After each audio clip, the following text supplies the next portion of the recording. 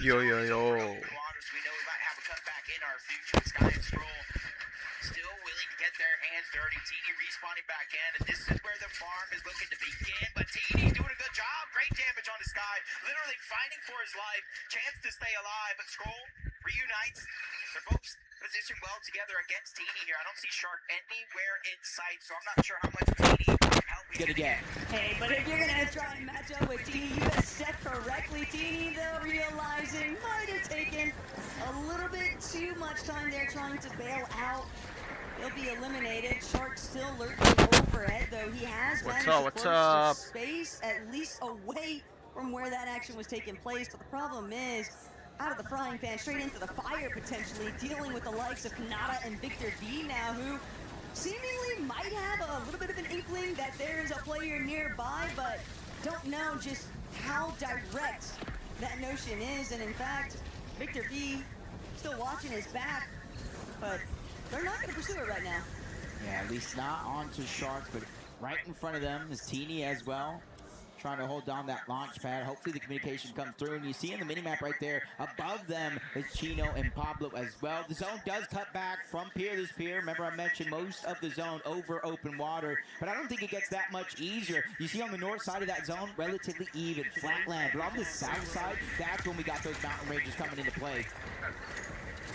Look, most players, when they get eliminated back-to-back sequences, you think that they want to sit inside the storm and take it easy, find those opportunities to loop back up and recover. But for Shark and Teeny, there's a method to the madness. They're still willing to go as aggressively as they can. And it's actually going to push Victor V and Kanata further away from them. Whether this is an intended outcome by Shark and Teeny, we'll have to wait and see. I really do think that they were hustling to get some elimination for a refresh there, but the opportunity might have slipped them by. Yeah, needed the resources, the materials, everything there, not just the points itself. Izzy and Nosip, on the other hand, looking much better off. You see them find a med kit. They're stalling for time. They know the zone is opening up, and that's going to be a blessing in disguise. On the other side, Sky Jump, Momsy, our first place team so far in this competition. बाहर हो गए हैं bench चोदो काटा all the time in the world, especially with the zone continuing to pull in their favor. Another north side zone. Sky jump पर ये loss ये बड़े अच्छे जा रहे हैं ये बेंच पहले नंबर पे जा रहे हैं ये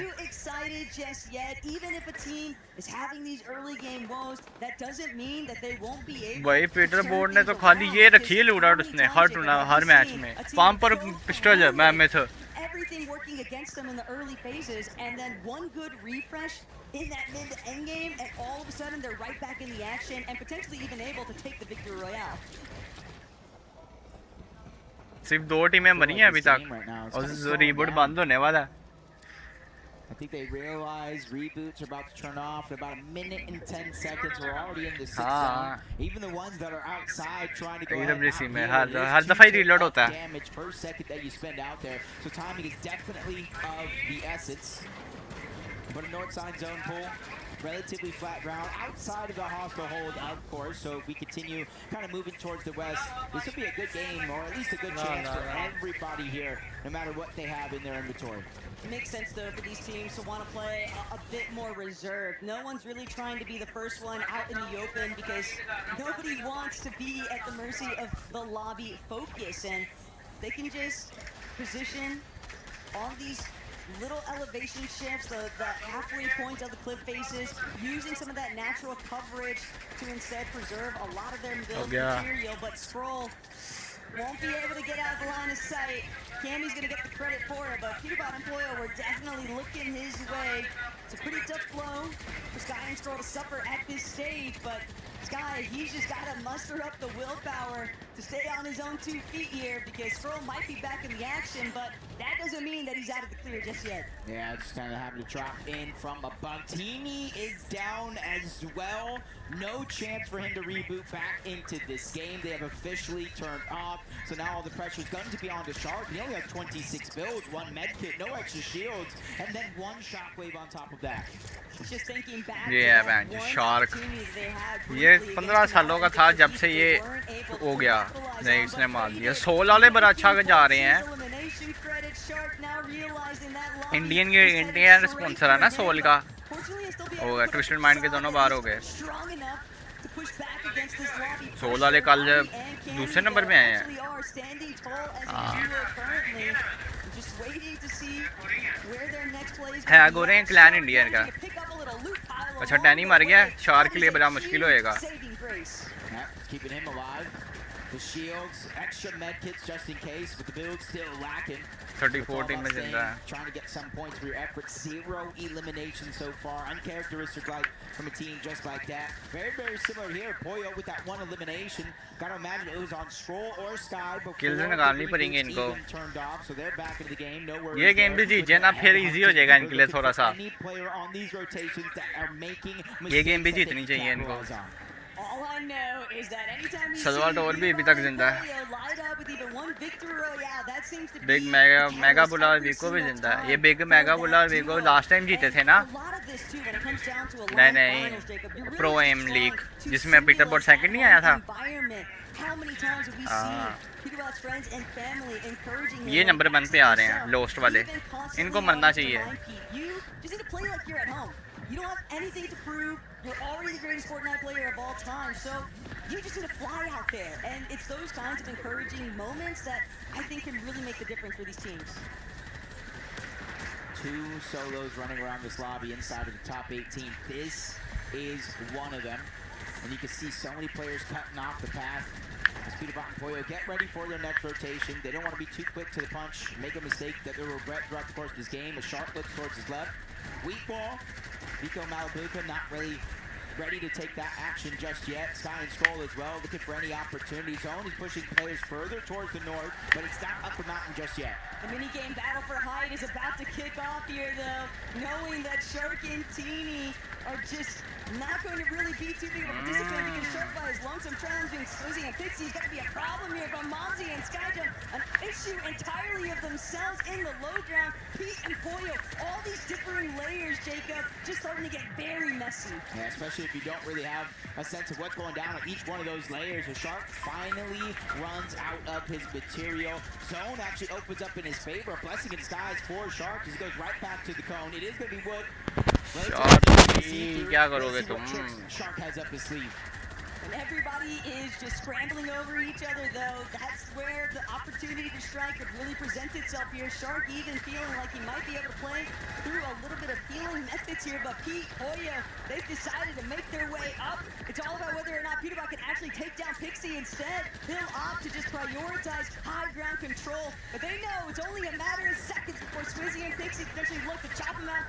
Oh boy. Pixie paying the क्या ultimate पिस्टल price मारी है on his way down. Shots from above, they make sure to hit every single point of damage, even without the actual knock, to make sure they see some sort of success. Hari and Cammy underneath, but they're on a mid layer, trying to make sure to clear it out. Peterbot, Poyo finally get their high ground overtaken. They are burning through material, they're burning through their resources as well. Sky and Scroll have officially been eliminated out of this game. 16th place taco, no placement for them. How far can Falcons, Peterbot, and Poyo truly fly? Aurora Shark also trying to make sure that he can build as many placement points. Is he nearly falling? But Shark won't be able to finish it off. He's still got to keep trying to find different opportunities, and they are just running ever so thin here because Pete and Poyo are just forcing everybody to hide.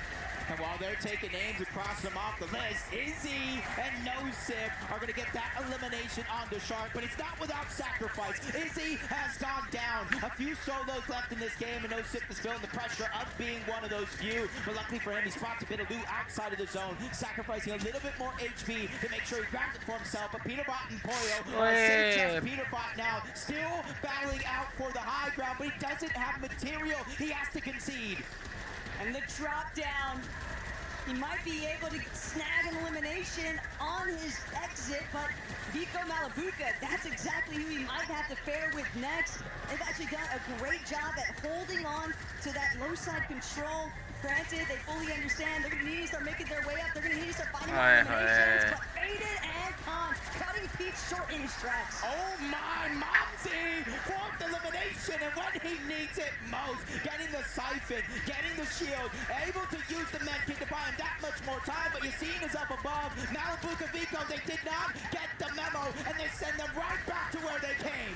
Vico's trying to take out Pixie. Momsy all the while. Yes, and just taking out chunks of Vico's HP. He will be able to play the mech hit temporarily. Mini Pio also still kicking, but look at what Momsy's been able to accomplish. 4 eliminations, Cammy and Hari sitting on 5, but they're still not done. They're hunting down these last couple of opponents here in this ultimate low ground, looking back, just waiting for the moment to strike. And this is that moment. They're the only duo left in this game, but one of the solos is Momsy. We know what type of run he's been on so far, and he's bobbing and weaving, dodging all he can until eventually Hari takes him out. But now it's all solos. Cammy has fallen, so it's anybody's opportunity. And Vico hoping that nobody realizes where he's at, but how much HP does he really have to work with? Doesn't have any build, so that'll be the end of it for Hari. The siphon materials. Vico waiting to close this one out. Salvador not going to be able to connect. Vico hoping, but it's a dodge every which way angle, and Salva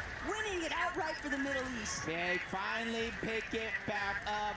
They qualified through the survival stage. They made their mark here at the match point finals by picking up that victory royale and starting to boost this confidence, because if anybody thought this was going to be a quick few games, we crown a champion, we move on, you were wrong. This is a marathon of Fortnite. Vico definitely seeming very pleased with himself there for at least securing that second place position, but I am just in disbelief. Acid and Salva, for what it's worth, Jacob, they just psychoed hype, and it worked out. They did not have healthy HP. I believe Acid only had like maybe 5 to work with. Salva also no shield whatsoever, down to about half of his white health too, and the fact of the matter is, they just took it by force. They really did, man. And honestly, look at their faces. They're not celebrating as much as Vico and Malavico. I might have to challenge Vico to a dance-off, but this is the moment right here. Vico literally falling under the radar. He had 5 eliminations. Mini Pio there went down. That stopped him from eventually picking up the material in time. But as you see, Salvatore dropped down, got a little bit of an advantage because Vico didn't know where he was coming from. And since then, he already had the pressure and made that finish off strong. Yassine and Salvatore putting their region on the map here in finals. Right, and for Vika too, back against the wall, just impressive stuff to really hold his own in those last couple of moments. What I'm really starting to notice is how aggressive so many of our teams are starting to get in this early game action. While we're not witnessing necessarily the full elimination removals of a duo, it's just that constant tension, because the moment one player falls, they are just stuck in that reboot loop for what feels like at least 5 or 6 zones, and by then, how do you recover? That was the problem for Shark and Teeny. Yeah, they kind of were just stuck on the outskirts for so long, and they weren't really able to loot up. And we talked about that opportunity with Kanata and Victor V were kind of rotating on by. Maybe they wanted to take the fight, but with Chino and Pablo there as well, it's just a little bit too messy. And those are the little opportunities that you kind of look at. You always kind of think the big moments, missing a shot, but that was not going to be the case. But we have one of the best teams, the fan favorites, ready for you guys on the side. Skyjump and Momsy currently sitting atop of the leaderboard. A really impressive day so far, but obviously still plenty of action to come. Momsy, let's start things with you. How does this lobby feel in comparison to the group stage? Si tu compares un petit peu au group stage, comment est-ce que c'est le niveau de ce lobby là actuellement? Je m'attendais à un niveau quand même un petit peu plus élevé.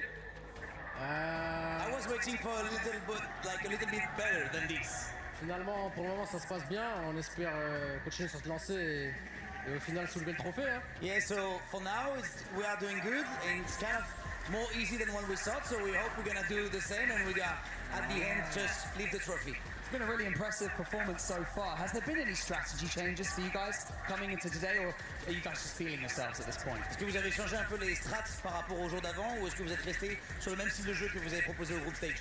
On est plutôt resté sur le même. Après, voilà, c'est différentes games. Ouais, différentes games. On prend des kills à certains endroits, à certains moments. Je peux pas savoir quand tu vas les prendre. Et de toute façon, là pour le moment, ça se passe bien et on n'a rien changé au game plan.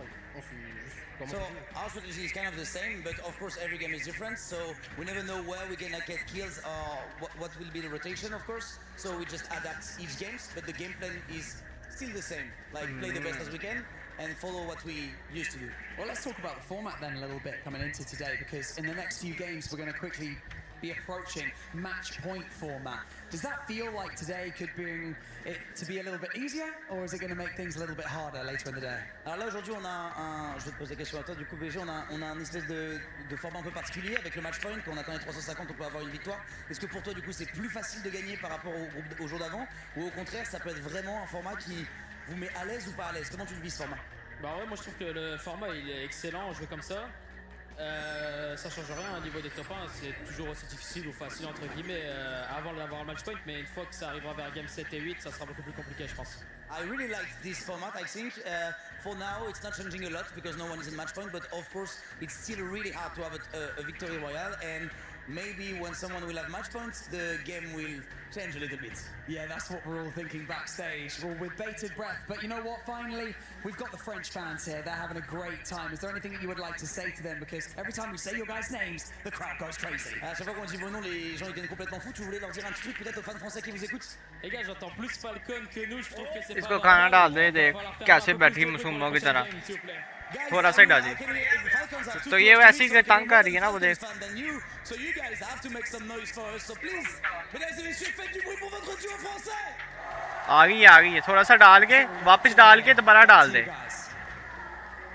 Mix कर दे थोड़ा ही डालता हूँ What's going on, everybody?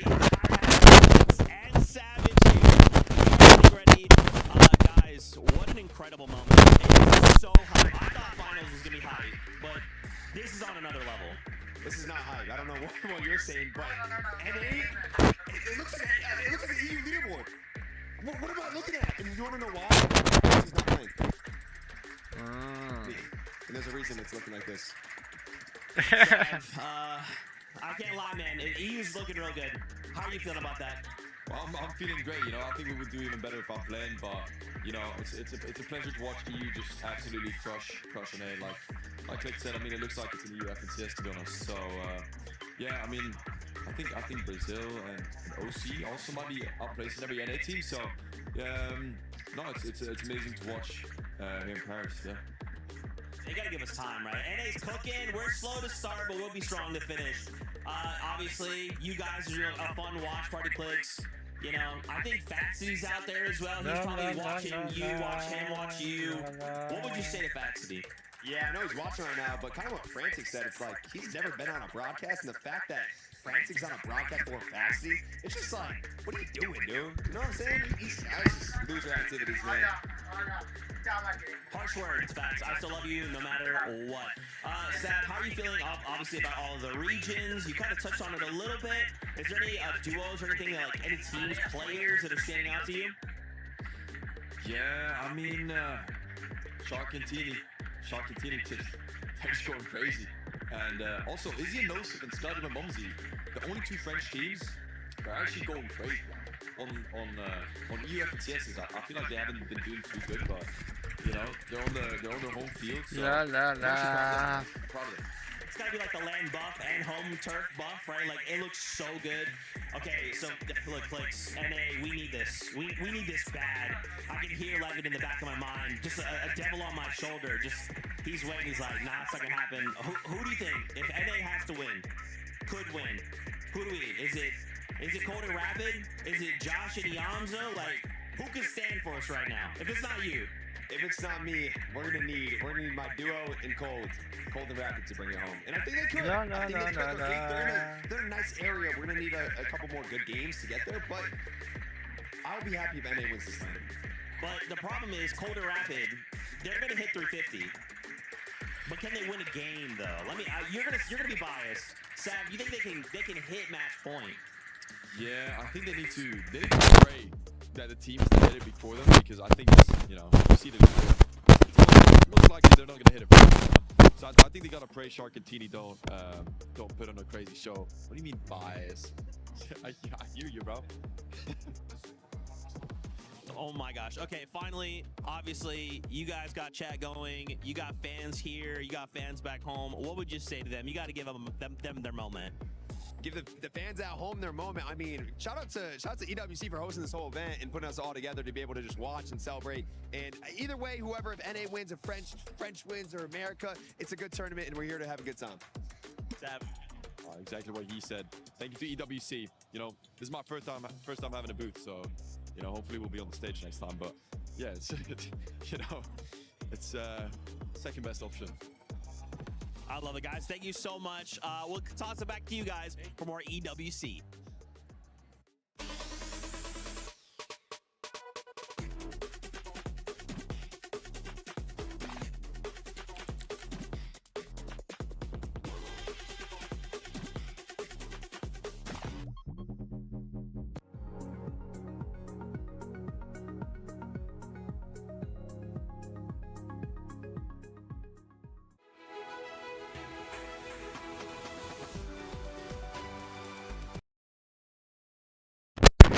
Break आ गई guys break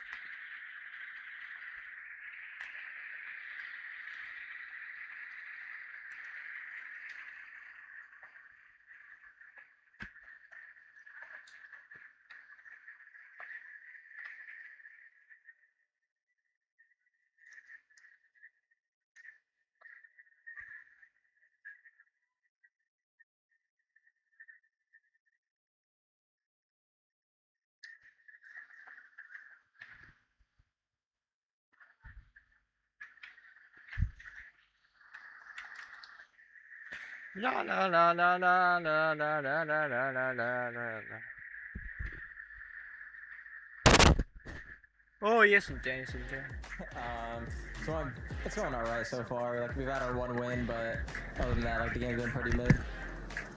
Pete, what do you think? Yeah, after game 3, I was super mad, and then I just had to take over. You know what I mean? I was so mad. Well, listen, you guys obviously picked it up in the last 2 games. I did notice a certain moment in that last game, and Poyo, you guys the shooter was either Sky or Skull. And then I saw in the player reaction cam, I think it was Pete, he was like, yes. Is that like an AGAL incentivized elimination there, or was that kind of just thinking that you were Yo boys, what's up? Make sure everyone like and sub. That's my Cherry and best to support me. You can send me donation through easy So obviously we're about to swap over to Slurp Rush. How are you guys feeling about that? You know, is that when you guys start to come alive? Is there strats you guys have to use? Because again, pressure's on, man. So what do you think? In my opinion, Slurp Rush is a far better map for us, and just in general, but I'm looking forward to it. How about you, Poyo? Yeah, I think Slurp Rush is our strongest map, so I think we'll do better on that map. Now, Poyo, obviously, I think you probably saw it. We saw it. A lot of the community had noticed that Peterbot was investing a lot of time in the practicing because he was like, oh my gosh, like Falcons need to win this. But I don't think we've gotten your side of the story yet in terms of how important the club championship is. Like, is that something that you're kind of thinking about, or are you guys just kind of playing your game? Yeah, I would think about it a little bit, but like, I feel like we're still just focused on winning, because if we win this tournament, then Falcons wins as well. So it's like it's an incentive to win for us. Yeah. Does that add any pressure to you guys in any way? Like, you guys have done this before. You've been on land, you've been under pressure, and I feel like that's where you guys thrive. So do you feel like there's any extra pressure there? No, definitely not extra pressure. It just makes it more fun. Like, it makes the win mean more as well. Yeah. I don't know. I don't know if you've heard this, Poyo, but someone backstage told me, I think it was Levin2K. He said we look alike because we both have similar hair. I could basically be your big brother. How do you feel about that statement that Levin2K made? Yeah, I heard about that, but I mean, kind of look alike because of the hair. All right, let's get serious, right? We're halfway through. All right, how are you guys feeling so far? Obviously, you guys won it. You guys are winners. How are you guys feeling so far about your chances to win the competition today? Like, we're in a good spot right now, so with the Slurpee map, I think we can get like to match point pretty quick, and then it's also like the easiest map to win games on. Okay, nice. Okay. All right, finally, we have to ask, obviously, you guys have a ton of fans out there. Is there any special fan that you want to just give like a big shout out to? Just anyone on Team Falcons, you know, supporting us. I mean, every single game, every single kill, I hear them after I get an elimination, so, you know. Yeah, wait, sorry guys, I'm getting a call. What's that? Hello? Faxity? Hey, what's up? Sorry guys, Faxity says you guys need to do better. What's that? He says you guys look nice. Should I tell him anything, or? Nah, tell him nothing, because I have nothing good to say about you, Faxity. Oh, so sorry, Faxity. I guess I gotta go. Well, guys, thank you so much, and shout out to you guys. Best of luck in the rest of the competition. Let's kick it back over to the desk, see what's going on.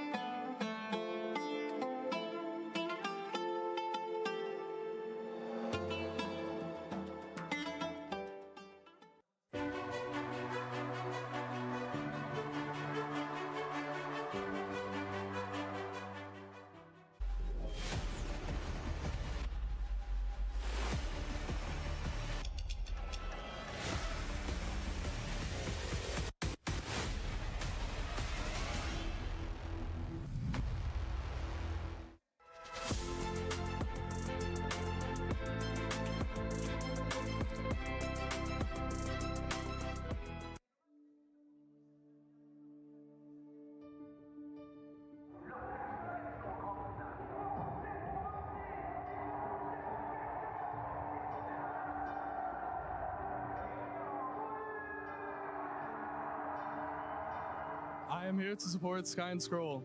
We support Havoc. I support Aurora. I'm here to support Foot Esports. I'm supporting Aurora Gaming. My favorite team is Team Havoc by Vitality. We came all the way from Denmark. I traveled from Brazil to see P8 Zin and Edson. I came from Romania. I've been playing Fortnite since I was 6. I'm now 12, so basically 6 years. Me, I play from the beginning. Since 2018, I play every season. I try hard, really hard. Play with Sharks. Sky is my favorite. J'aime bien Shark, c'est le meilleur joueur européen actuellement. He's just very aggressive, and I really like that because there's a lot of action and there's a lot of fighting involved, and it's really exciting. We Brazilians, we like to share a lot for our players, so that's why I came here and I go to every single global tournament to root for the Brazilian guys. I'm gonna have to say Sky and Scroll win. I think they're very consistent team. They're like the best team in this lobby by far. And as long as they keep the confidence up, I think they can win easily. Pete top 2, and then Argentini top 3. Premier, je dirais SHXRK. Et deuxième, je dirais Peterbot, Boyo. Troisième, Vico Malibuka. SHXRK on the top. In second, I would put Vico Malibuka. And in third, Peterbot or Coles. Maybe they're just gonna put like a comeback. For me, Call Rapid, Pixie Sweezy. Yeah, Mumsy Sky Jump. Me also, Call Rapid are very good. Pixie Sweezy and Skyjump Mumsy there. Let's do a top 1. For me, Sweezy Pixie top 1, Cold Rapid top 2, and Mumsy Skyjump top 3. Probably first Argentini, second Peterbot and Boyo, and third Sky and Scroll. Sharks going to take over everyone. Edson Malado, só tu dar um piece, maxinho e acabou, pai. Só fazer o que você sabe que você vai ganhar o cup. Tamo junto. My favorite player is Sweezy, and I want to say good luck. Shark, franchement, continue comme ça. T'es le meilleur joueur que j'ai jamais vu européen, aussi jeune. Franchement, que du mérite. Let's go, Havoc. We believe in you. You're so good. Thank you for playing, and let's win. Shark तो नहीं जीतने लगा. HVK win. But Shark, just like, don't be scared of any fights. You know you're better, and just go on, continue. You're just gonna probably be one of the best players of all time. Welcome back to more Fortnite Reload Championship at EWC 26. My name is the 7WG, and I'm joined this time by Levin and Mini. Mini, you're just gonna be with me the whole day. It's looking like we went outside, now we're inside. I feel like I'm just collecting it as I'm doing a bit of casting and being with you guys as well. It's been fun. I'm enjoying it, and yeah, excited for the rest of the game as well. They've been so good so far. Levin, how are we feeling today so far? Feeling good. I don't know about you though, man. I don't know if you know, Mini likes to host, so you might be coming for your own. You know what? You've been killing it, brother. I've been enjoying doing this segment with you. But as we take a look at here at the overall Sky Jump and Momsy currently in first place, as we have seen Aurora with Argentini slow down, Levin. I mean, a bit of a surprise, to be honest. They didn't look like a team that had any intentions of slowing down. You have to remember, this is Shark's second LAN event, right? This is the second time he's been on this stage. This is the first time he's been on a stage like this and been in the lead and looked so dominant. You know, again, a lot of pressure that comes with that. I feel like they're feeling that right now, Mini. Yeah, I definitely think so. They're the sort of team, though, that can have that big pop-off game when required. Skyjump and Momsy, though, I want to give those guys their flowers because they have been excellent in all of their games so far. The one downside is that they haven't actually been able to pick up a victory royale so far. Yep. That's going to be obviously the deciding factor here to get this match point finished as soon as possible. And on the lower end of the leaderboard, not quite as good. Lots of NA on there, notice 11 as well. Yeah, that bottom three is not looking the best, unfortunately. Look, I don't want to dunk on anyone too hard, right? We're at the halfway point. There's still many games left. If Skyjump and Mumsy keep playing how they're playing, though, there might not be many more games to... Jacob. What's up? I'm going to go ahead and take it from here, Levin. I'm going to go ahead and take it from here. Let's go ahead and scoot you off the couch one moment. You know, as a caster, everybody knows I just love to talk. And honestly, there's only room for one big man on this couch. I'm that big man. You know, Respect it. And being able to cast these games, man, have been insane. Shark and Teeny, honestly, after watching game one, I was convinced these guys are going to take it, but then I forgot Peterbot and Poyo existed. I mean, the way that Peterbot was able to bounce back, especially in that match before, right? What was it, 7 eliminations just by himself? Yeah, and he got a lot of those earlier on as well. I think just starting the game off really strongly is going to be really important for these guys. I do feel like they're that sort of momentum team. It does seem like they have that sort of unbreakable, unshakable mindset, but it definitely affects them. I think they give off a lot of that sort of aura and try and be calm and cool, but they do rely on that momentum as well, and we saw that in that last game.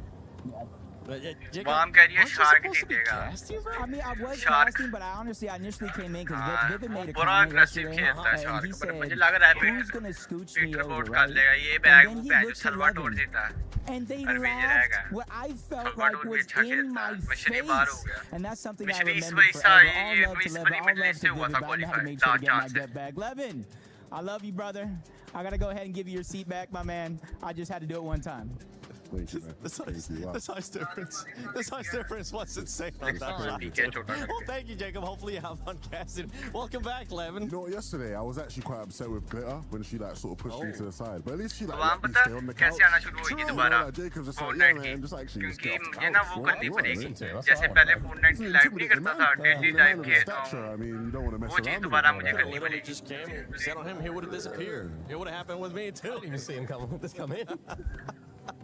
But for some of the other duos, right? We're talking about the club championship. We're talking about some of these other everything that's going on here at EWC. AGL, I feel like we're seeing the same AGL that we saw in Survival, which was a bit of a hit and miss. And it's really weird to see Sky and Scroll in this position. They're not the sort of team that you typically associate with a team that is hit and miss, particularly with how they play over on EU, the way they play that major so effectively. They're back-to-back major winners, remember, as well. So it's like, that's not the sort of performances that you need to win at FNCS Major. The way they're playing here is just so unorthodox, really, from what they're used to. Yeah, I think the reality that we've had to come to accept as Sky and Scroll is when it comes to Battle Royale, they've got the formula figured out, right? Their intuition in that mode, everything from just the way they pick their drop spots to the way they like to rotate to their timings, everything is spot on. They just haven't quite figured out the formula here in Reload, and so unfortunately, if the Falcons continue to rise this way, I know obviously Trackmania and that's going on, but it might not even have to come down to that, the way Peterbot and Poyo are starting to heat up. And we're getting a chance to see that club championship ranking right now. Falcons right now with a healthy lead, and I say healthy when it's just only 300 points, considering that if AJL does end up turning it around, they could end up catching up, but right now it's just not looking like it. When we see what's going on so far today, right? What's one thing that has just stuck out with you? Obviously, we've seen Peterbot and Poyo being able to bounce back. Whether it's good or bad, what's like that one thing you're like, oh, okay, I was not expecting that. I think the amount of really solid NA fighters who just sort of been getting put down quite a bit. Look, one thing that I've always said, even with the whole regional bias gimmick that we all do, the best of the best NA players, the best of the best EU players have always been level peg, right? And especially in fighting situations, you'd expect a lot of these NA guys to be doing a lot better than you, but there's been a lot of mid-game fights where brothers are just getting put down that I'm not used to seeing get put down. Yassine and Salvatore as well. I think that's a big surprise for me. We spoke about teams are really stepping up to the plate. Those guys managed to win a game today. I think that's probably my biggest surprise from today. It's like, what realistically would we expect from those guys? Because I don't know what to expect from them, especially in the finals. We haven't seen them in this position before. Very true. Now, we've been talking about the game a lot. This is kind of the halftime, right? We're going to take a little bit away from the halftime. We're going to try to have some fun here. I can't have you guys looking that way at all because we... Well, can we look that way? Just close your eyes real quick. Just act. Levin, close your eyes. Act like you didn't see it. We can't look that way. We can't look that way. No. Just close them. Just close them. Here we go. I'm going to scramble them really fast. Ready? Are we good? All right. You may... Oh, wait. You had your eyes open the whole time. Would you do too? Looking up there. Okay. Hold this one. Okay. Just whatever you do, don't look that way. Whatever I do not look that way. Screen that tells me the opposite. Or you might have Jacob just come in and end up... I don't want to mess with that, guys. So I'm a Scary, bit... Jacob. So what do I have to do? Hold it. Hold this one. Right. We're going to be playing... Guess who I am. Right. Okay. All right. So you guys have 2 cards. Yep. I want you guys to put it on my here. forehead. You know what? I'm actually gonna move over here. Okay. So I make sure you guys actually don't see the screen. Right. Okay. Okay. Face each other. Okay. But they want to see it, so I need to. No, I mean, they should be able to. Here, like, we'll get a quick one. We'll get a quick one. There you go. This is the one that Eleven's going to be using. Okay. That's the one that you're going to be using. Okay. All right, now face each other. Okay. Make sure you guys see each other. Yeah, in the card as well. You can see my card. You I know can who see my your person card. is. Do you know my person is? I recognize your person. Yeah. And give each other some clues, and you're going to have to guess who that person in the card is. Okay, is my person a professional Fortnite player? Yes, he is. Wow. How okay. did you know? Okay. Is. Well, can I get a question? Yeah, you Yeah. One and one. Is my player here today? Yeah, they're here today. They're in the building. They're in the building. Right. They're in the Okay. building. Is my player a European player? Yes, he is. Okay. Yes, okay. he You got a is. chance to see it, just to verify. Okay. Okay. All right, just making sure. Yeah, well, I know. Okay. Yeah, All right, meaning? Question. Is my player from one of the quote-unquote smaller regions, so i.e. not EU or NA Central? Ooh, hold on. Technically, They are NA Central. They are NA believe. Central. Yeah, originally from that. we didn't ask anything else. Okay, You get your own card if you want to play, man. All right, You want to play, Go get on your the own floor. card. Now we good. Okay. Okay, all right. Go on. Ridiculous. Is my player playing on a club championship organization? Yes. Okay. All right. Has my player won an FNCS before? No, they've not an FNCS chump. Not a chump. They might be a chump, but not a champ. Does my player look like Zekimus Prime? Ooh. No. Okay. All right, meaning? Is my player the IGL in the duo? Yeah, they're the leader. They're the leader? They're the leader, Okay. yeah. They're the Okay. leader. Good to know. They're always IGL it. Always. Always IGL it. hard. Yeah. Okay, is my player a fragger? No. Or not a fragger? Not a fragger. Okay. All right. You're narrowing it down. I'm gonna give you Yeah, I guys. One Let's more question say each, and then we start guessing, or we just got two more questions each, and then you have to guess. Okay. What's your question? I get a question. Yeah, what's your question? I'm still trying to block the screen. So don't be looking this way. Is my player playing with his current duo in this event? No. They're not playing with their usual. They're not playing with the people we're used to seeing them play with. Right. Not whatsoever. Did my duo win an FNCS this year? Did my player win an FNCS this year? Yes. Okay. Oh, wait. You ready to lock in your answer or not yet? You still have one more So question. one more question? Okay. So I have one more, right? But if you answer it before he does, then guess who wins? Okay. No, So you want to win? I'm gonna use my extra Okay, question. all right. You can use your lifeline too. Okay. What's your question, man? Come on. What is my question? My question is... Is this player... Does he have blonde hair? No. I couldn't even imagine them with blonde hair. No, absolutely not. Don't look that way. Absolutely not. No cheating. I'm not cheating, mate. I'm not cheating. I don't cheat. My final question is... okay. Let me be tactical here. He's the last one. Okay. I know. Can I just guess my play, actually? Oh, he wants to go for the win. No, you can guess it. Is my player Acorn? No. No. What? I can answer that one. Yeah. You want to ask a question or you want to try to take a guess? Oh. Not an FNCS winner. IGL in the duo. Not playing with his usual teammate. The blonde threw me off. I was going to say, I'm going to guess Rapid, but he's blonde, isn't he? No, definitely not blonde. Rapid is wrong. Trust me. Rapid is wrong? Rapid is... Your player is not Rapid. Yeah, your player is not blonde. Your player is not blonde. No. Sometimes some people would say he's not a player. Yeah. Not a player whatsoever. You just didn't ask it. I'm giving you a hint. Yeah. Where's my hint? I don't get it. Your hint, What's my hint? I'm gonna let you look that way really quick. All right, wait, hold on. Do this. I'm gonna let you face it to the camera. Okay. Face the card to the camera. Yeah, face the card to the camera. You get less than a second to turn. That's the biggest hint. Yeah, look at the monitor and then come back to us. Well, he just looked at the answer. Or did he? Or did he? How good is his eyesight? That's the big question. Didn't you say my player was an IGL? Yeah. Okay. My player's an IGL? Yeah. I didn't see the person. That's completely useless. That's why I said 1 second, bro. That's why I said 1 second. Okay. All right. Wait, do you have a guess? Because you haven't guessed yet. I haven't. I guess right. Too. Yeah, you gave me a hint. Give you a big hint. Well, not a player. Not a player. That's the one. Wait, let's go down from it, right? Not a player. Not a player. Would not IGL definitely not blonde. Would lead his team, but not Definitely a player. an IGL. But in the building. Yes. Oh my goodness! Everyone at home is probably laughing at me right now. Definitely an IGL. Oh, I don't know. Clicks? Nope. All right, last one. You said my player was NA? No. Oh, they're not? No. Is my player Lewa or Romero? Sorry, or Lewa? No. No. Boys, we tried. We tried. Man. But sometimes we see. Can I look at my answer now? Y'all can see. Oh, bugger off. What? Oh. You're not an IGL? Brother, I was trying to help you. That was bad by me.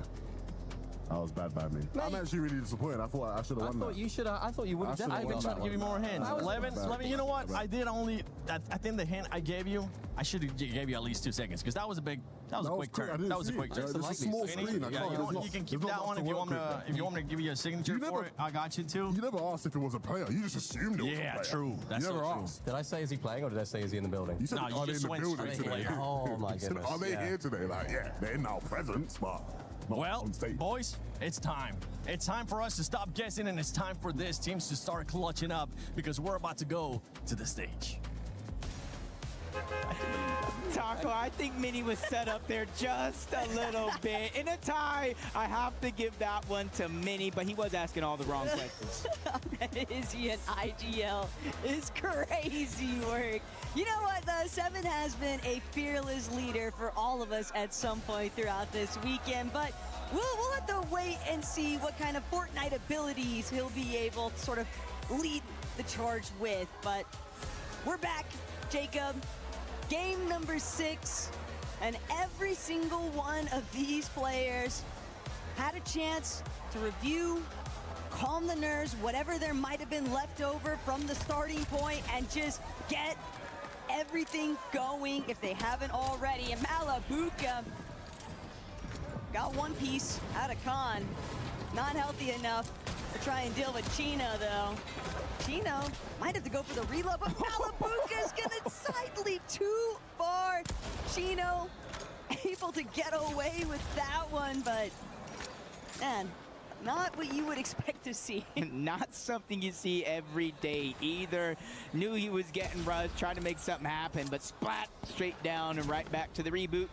As Z-Dog steals away Chino's elimination. He tries to push on over to Josh, lands the shot, but Iamzo's there to back him up. This is their actual drop spot. They're not doing any sort of antics here to try to get early game eliminations. They're just trying to defend what is theirs, but there is still not only one team, but a few players towards the outskirts that they have to watch out for. Z-Dog, Goofy, that's gonna be the other ones. Faded going ahead and landing some shots onto Goofy, making sure that Josh and Iamzo might have a little bit of an easier shot. On the other side of the map though, Shark and Teeny continuing the ball rolling, getting a nice knock onto Sphinx, and already having their line of sight onto Muzz.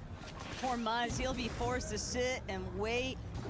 He knows the most important part right now is just ensuring that Sphinx can at least become a participant to this lobby again. Still, it's not like he really has much of a choice. Shark and Teeny, they've timed it perfectly. They know that Muzz is just going to be a sitting duck here. Shark already gonna get a decent exchange, and Teeny just to close the gap even further. Nosif and Izzy nearly caught Shark off guard there, but good responsive fire, head on a swivel type beat, and well, Shark's not gonna be one that Nosif and Izzy want to try and contend with just yet. Yeah, even if they have no intention on moving on over towards Shark and Teeny anymore, you have to be very, very careful that Shark and Teeny don't take the fight to them. With Muzz rebooting back in, that gives him at least one target to go after, but Izzy, the audio visuals reveals himself, so he's immediately becoming the focus, but he trades that first shot onto Teeny, forcing him to back down, but Shark is there as well, trying to make sure they have a good 1-2 punch combo in this fight, and there goes the persistence coming out of Nosif, seeing that his teammate did take a bit of damage. He's just continuously trying to close the gap, but it's Izzy who actually continues to take the fight to Teeny, They get the elimination and force Shark to run away. Shark and Teeny ran into that building like they meant business, but it was Izzy and Nosif who immediately said, I'm not locked in here with you, you're locked in here with me. Problems already starting to compile though, because Momsy and Skyjump, they're only about 100 points off, 99 to be exact, at the starting stage here before they hit that match point. All they would need after that is a victory royale, Jacob, but we've yet to see them even get one on the day, and so it's going to be very problematic because it is just not easy to deal with everyone who's had these opportunities to come up with a new strategy. Yeah, I'm just hoping in their case they're not showing their hand too early, but in this early game going against Muzz and Sphinx, Sphinx especially fresh off the reboot, and he's not able to stay alive long enough to reunite with Muzz, so he's going to go down and kind of be stuck by himself as a solo, and he has to be careful. A full team on the outskirts still nearby, but again, constant action all around the map here. And Reload is faded, gets that elimination onto Goofy. And you can see Skyjump making sure to attack the freshly respawned players. Even with Muzz getting control of that slurp truck, he's still gonna go down. So Skyjump, Momsy get their first elimination of this game. Shark and Teeny, they'll continue to just shut Muzz down. Every single attempt from Muzz and Sphinx just to try and stabilize for even a couple of moments. Just not even being the slightest bit factored in here. Everyone around the area just chasing them. And Pete Pollo right now, our analyst did a great job of breaking it down. That top 10. Jacob, this is a tough one for you. I mean, I feel pretty good from what I've been seeing here today, but Pete Pollo, looking like NA's last hope right now. Yeah, for all of the region really relying on them to perform, and honestly, so is the entire Falcons organization for that club championship, putting a lot of pressure on them to perform for a multitude of reasons. Yo, make sure anyone like and sub, much appreciated. Less than 100 points to go before they're officially on that match point. And then all they would need to do is get that victory royale. And they're staying around this spot. This is where they got that elimination onto Muzz, forced him out. Shark तीसरे number पे आ गया guys. That's kind of sad though. Peterbot and Polo is number 7. Oh, Salvatore. Number 6, and the nice. even bigger issue still is knowing that they're not even that close to each other. It's going to take them so much time before they're even going to have a real opportunity to try and reunite. They're both stuck, huddled away in corners. Shark, one more time, to get another review of just how he's able to chase Muzz out for yet another elimination. And it feels like if it's not Shark and Teeny, if it's not Izzy and Nosif, it's going to be just another team entirely. Mini Bio, though, also getting active across the map. The Mammoth Pistol still proving to be very problematic. You can get that first shot accuracy in, but for Sky and Scroll, you're talking about the club championship points. And AGAL definitely going to be rooting these guys on in the secondary half here because they've got a long ways to go before they hit that match point threshold. Yep, and so far another team has fallen. Goofy and Z-Dog out, Yassine and Salvatore out. Sphinx just gets dropped yet again. You can kind of see in the mini-map, right?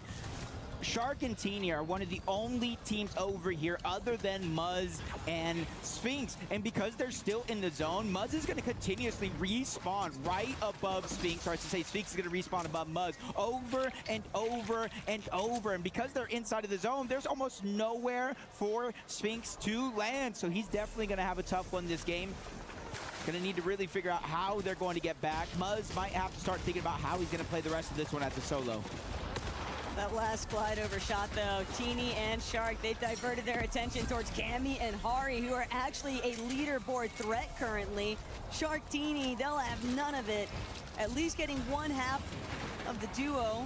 Hari going to be forced to retreat, but it's not going to be easy. Teeny sizing him up, knows that he's got Hari a bit locked down here. Because even if Ari manages to scramble out of this one, he still has to remember there are so many other teams close by that could potentially look to pick him off on the escape route. So Shark and Teeny watching their angles also, not trying to get caught off guard. Teeny will take over that front while Shark contends with Ari, and that's just going to be 4 eliminations already. I really don't even know how Shark and Teeny have 2 teams trapped in this position, but in comes a third. Sky Jump and Momsy probably hearing all the noise. They want to have a little bit of fun. Big shots onto Shark. Unfortunately enough, teammates aren't there to finish it up, but they switch their focus on over to Teeny, dropping him down to 50 HP or less, and they're looking to continue that pace, and it looks like almost for a second, Teeny might have created enough distance, but Momsy just keeping that bird's eye view. Damage दिया उसने भाई. So it could be a chance for him to get that elim and get back in the game. The crowd buff is so real though. Momsy and Skyjump are just playing with a whole different sort of confidence here today. And the fact that they were able to send Teeny packing, that might be the one benefit that Muzz might manage to actually survive. Shark is going to be forced to just sit tight with this duo, doesn't want to allow for any kind of hiccups. They know that they've got a decent amount of elimination points already. They need to start prioritizing, making sure they have enough materials and they have enough builds and loadout to actually play the rest of the game with. 215 point है. पीटरबोर्ड लोगों को किल चाहिए. इनके 6 kills हो गए हैं यार. 6 points ये हो गए हैं. आगे प्लेसमेंट के भी शुरू हो जाएंगे points. Extra resources. Sky Jump Momsy, I'm not sure if they know Sky and Scroll has lurked their way all over here, and not even just over in this direction, but with a little bit of elevation. But the fight continues. Shark, Teeny, Muzz, and Sphinx, and it was looking good for Muzz for a moment. Full shield, full HP, a chance at a loadout, but Shark and Teeny turned that one right back around. Poor Sphinx, man. Just, what do you even do? You've got to spend so much time just delayed from any semblance of your original game plan strategy to open things up in Game 6. And also a friendly reminder, we are switching things over. बड़ा easy सही हो जाएगा कसम से. We are on Slurp Rush, and that is clearly shifting a lot of these aggressive patterns. We know that once we cross that halfway point, teams are going to start trying to whip out all the stops to make sure that they can match up with that match point threshold, because there's just too many teams within that top 5 entirely that have a clear shot path right now. And if they're the first ones to the punch, what happens to the rest of the lobby? You're just sitting and watching and waiting and hoping that they don't actually hit that victory royale after the fact. Yeah, it's definitely going to be tough, and it's going to be daunting. We always talk about the physical, the mental is just as important. 6 zone, so that's why you see not pressed for time. Sky Jump, Moms, even Sky and Scroll, slow to rotate on over. They know they have the extra med kits though. The timing is for the most part on their side. They just got to figure out a way to kind of position themselves inside of the zone so that when it opens up, they're definitely A-okay, but they don't want to make too much noise. They want to go ahead and see if anybody else around them makes a mistake on their rotation.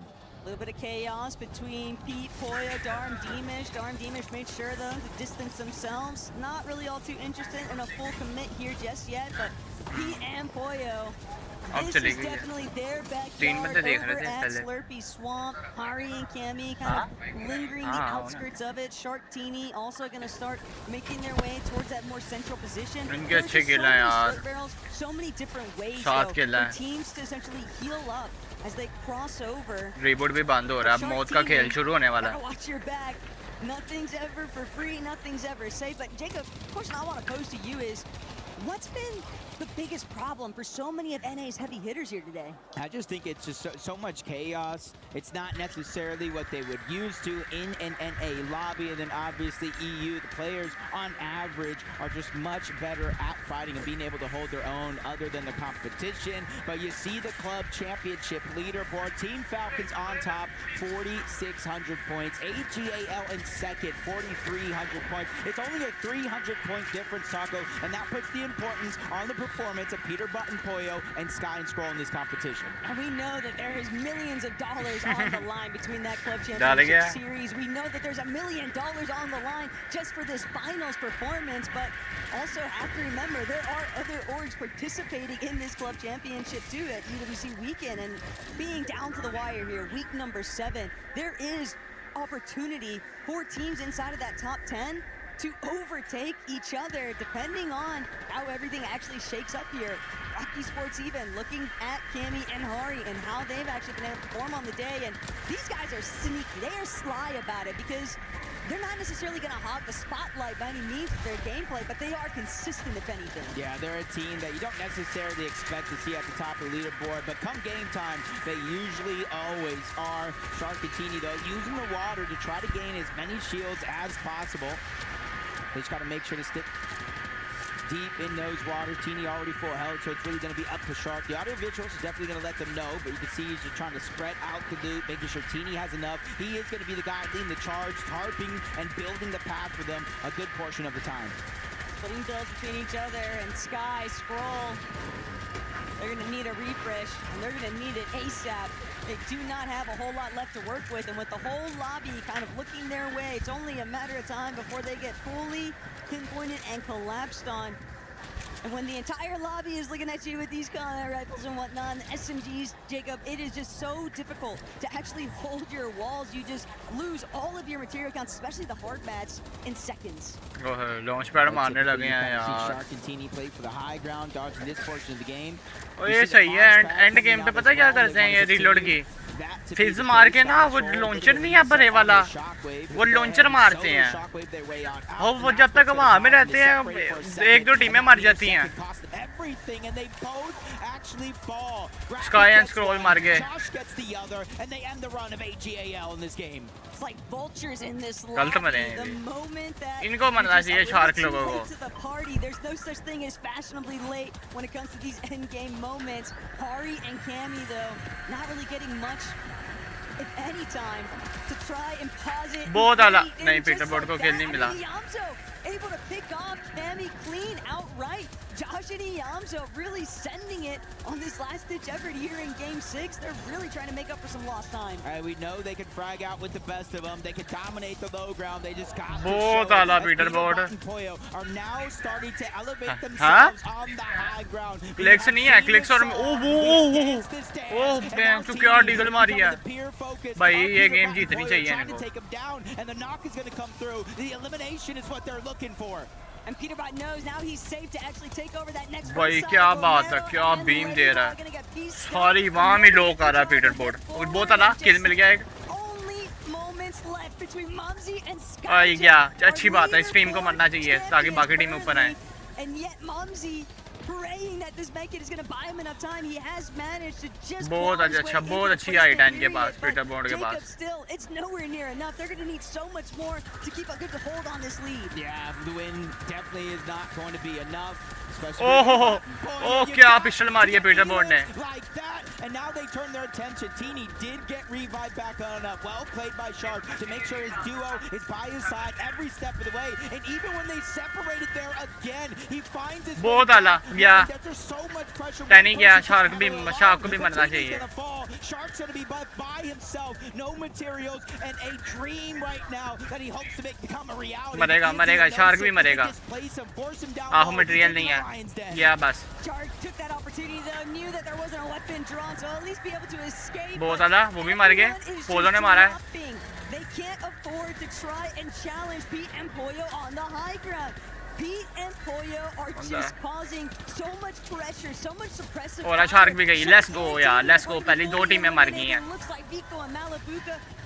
ये team बस ये team मर जाए. ये बेली बुगा वाली बहुत easy हो जाएगा पीटर. बहुत आला उसका भी साथी गया. Malabuka be forced to try and look like a fragger. And they're just way too high up in the name of Peterbot and Pollo. I'm not sure too many teams could actually go up there and try to contest them for the high. And it's even that much harder as Izzy is just dominating the low ground yet again. Down goes Cold, down goes Rapid, making it that much easier for them to go into flow state down below. But Peterbot and Pollo, they're dropping down. You can see they don't have a lot of materials. They have to go ahead and reach some of this reward. But Izzy's gonna fall. No more miracles for him. It's all up to Nosif. That might be the best case scenario too for Peterbot and Pollo because Izzy and Nosif बहुत आला. this early. Malabuka cleaned up also. Peterbot and क्या बात है पीटरबॉट ने मुंह में मारी बम. Now trying to stand tall. बहुत आला. यही गेम है मैं जो यही गेम है. Victor V trying to see if they could be the cutoff point. Pollo even ओ बहुत आला पोलो. एक और knock. Nosif still a solo left kicking. Oh भाई साहब. Kanata and Victor V, they've got to बस सोलो रह गया, एक डुओ रहता खाली। हाँ ये आपस में मार मुड़ जाए ना, इतना एडिट मिस गया। और नहीं बहुत ज़्यादा पोलो नहीं, पोलो को नहीं मरना चाहिए यहाँ पे। ओ यार पोलो गया, 2v1 हो गया यार, बहन चोद। नहीं पीटरबोट जिंदा, 2v1 है, पीटरबोट भी गया।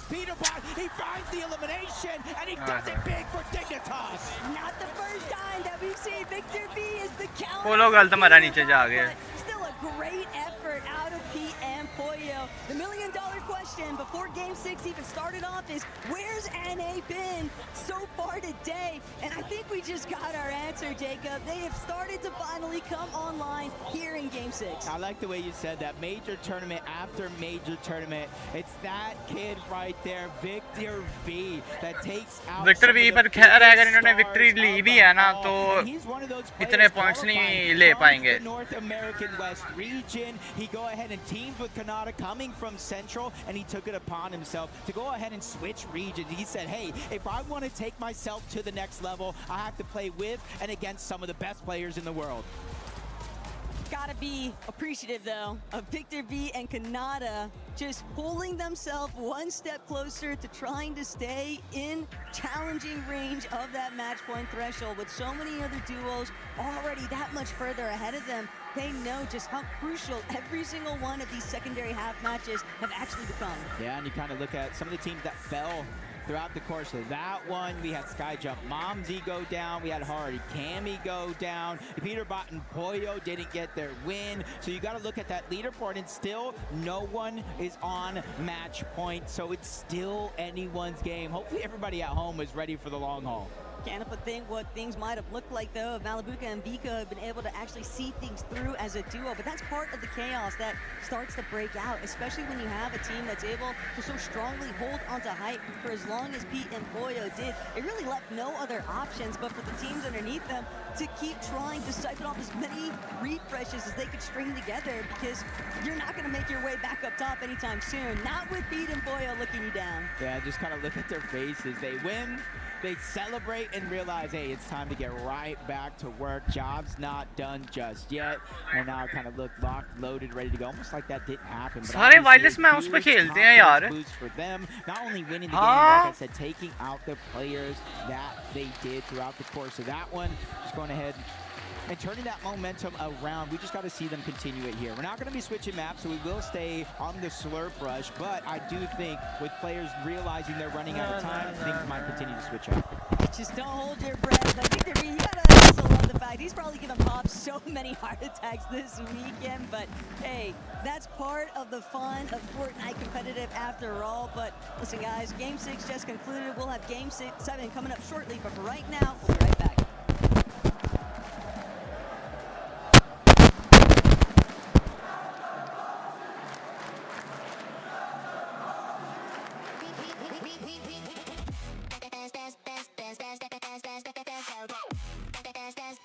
We book Esports World Cup up.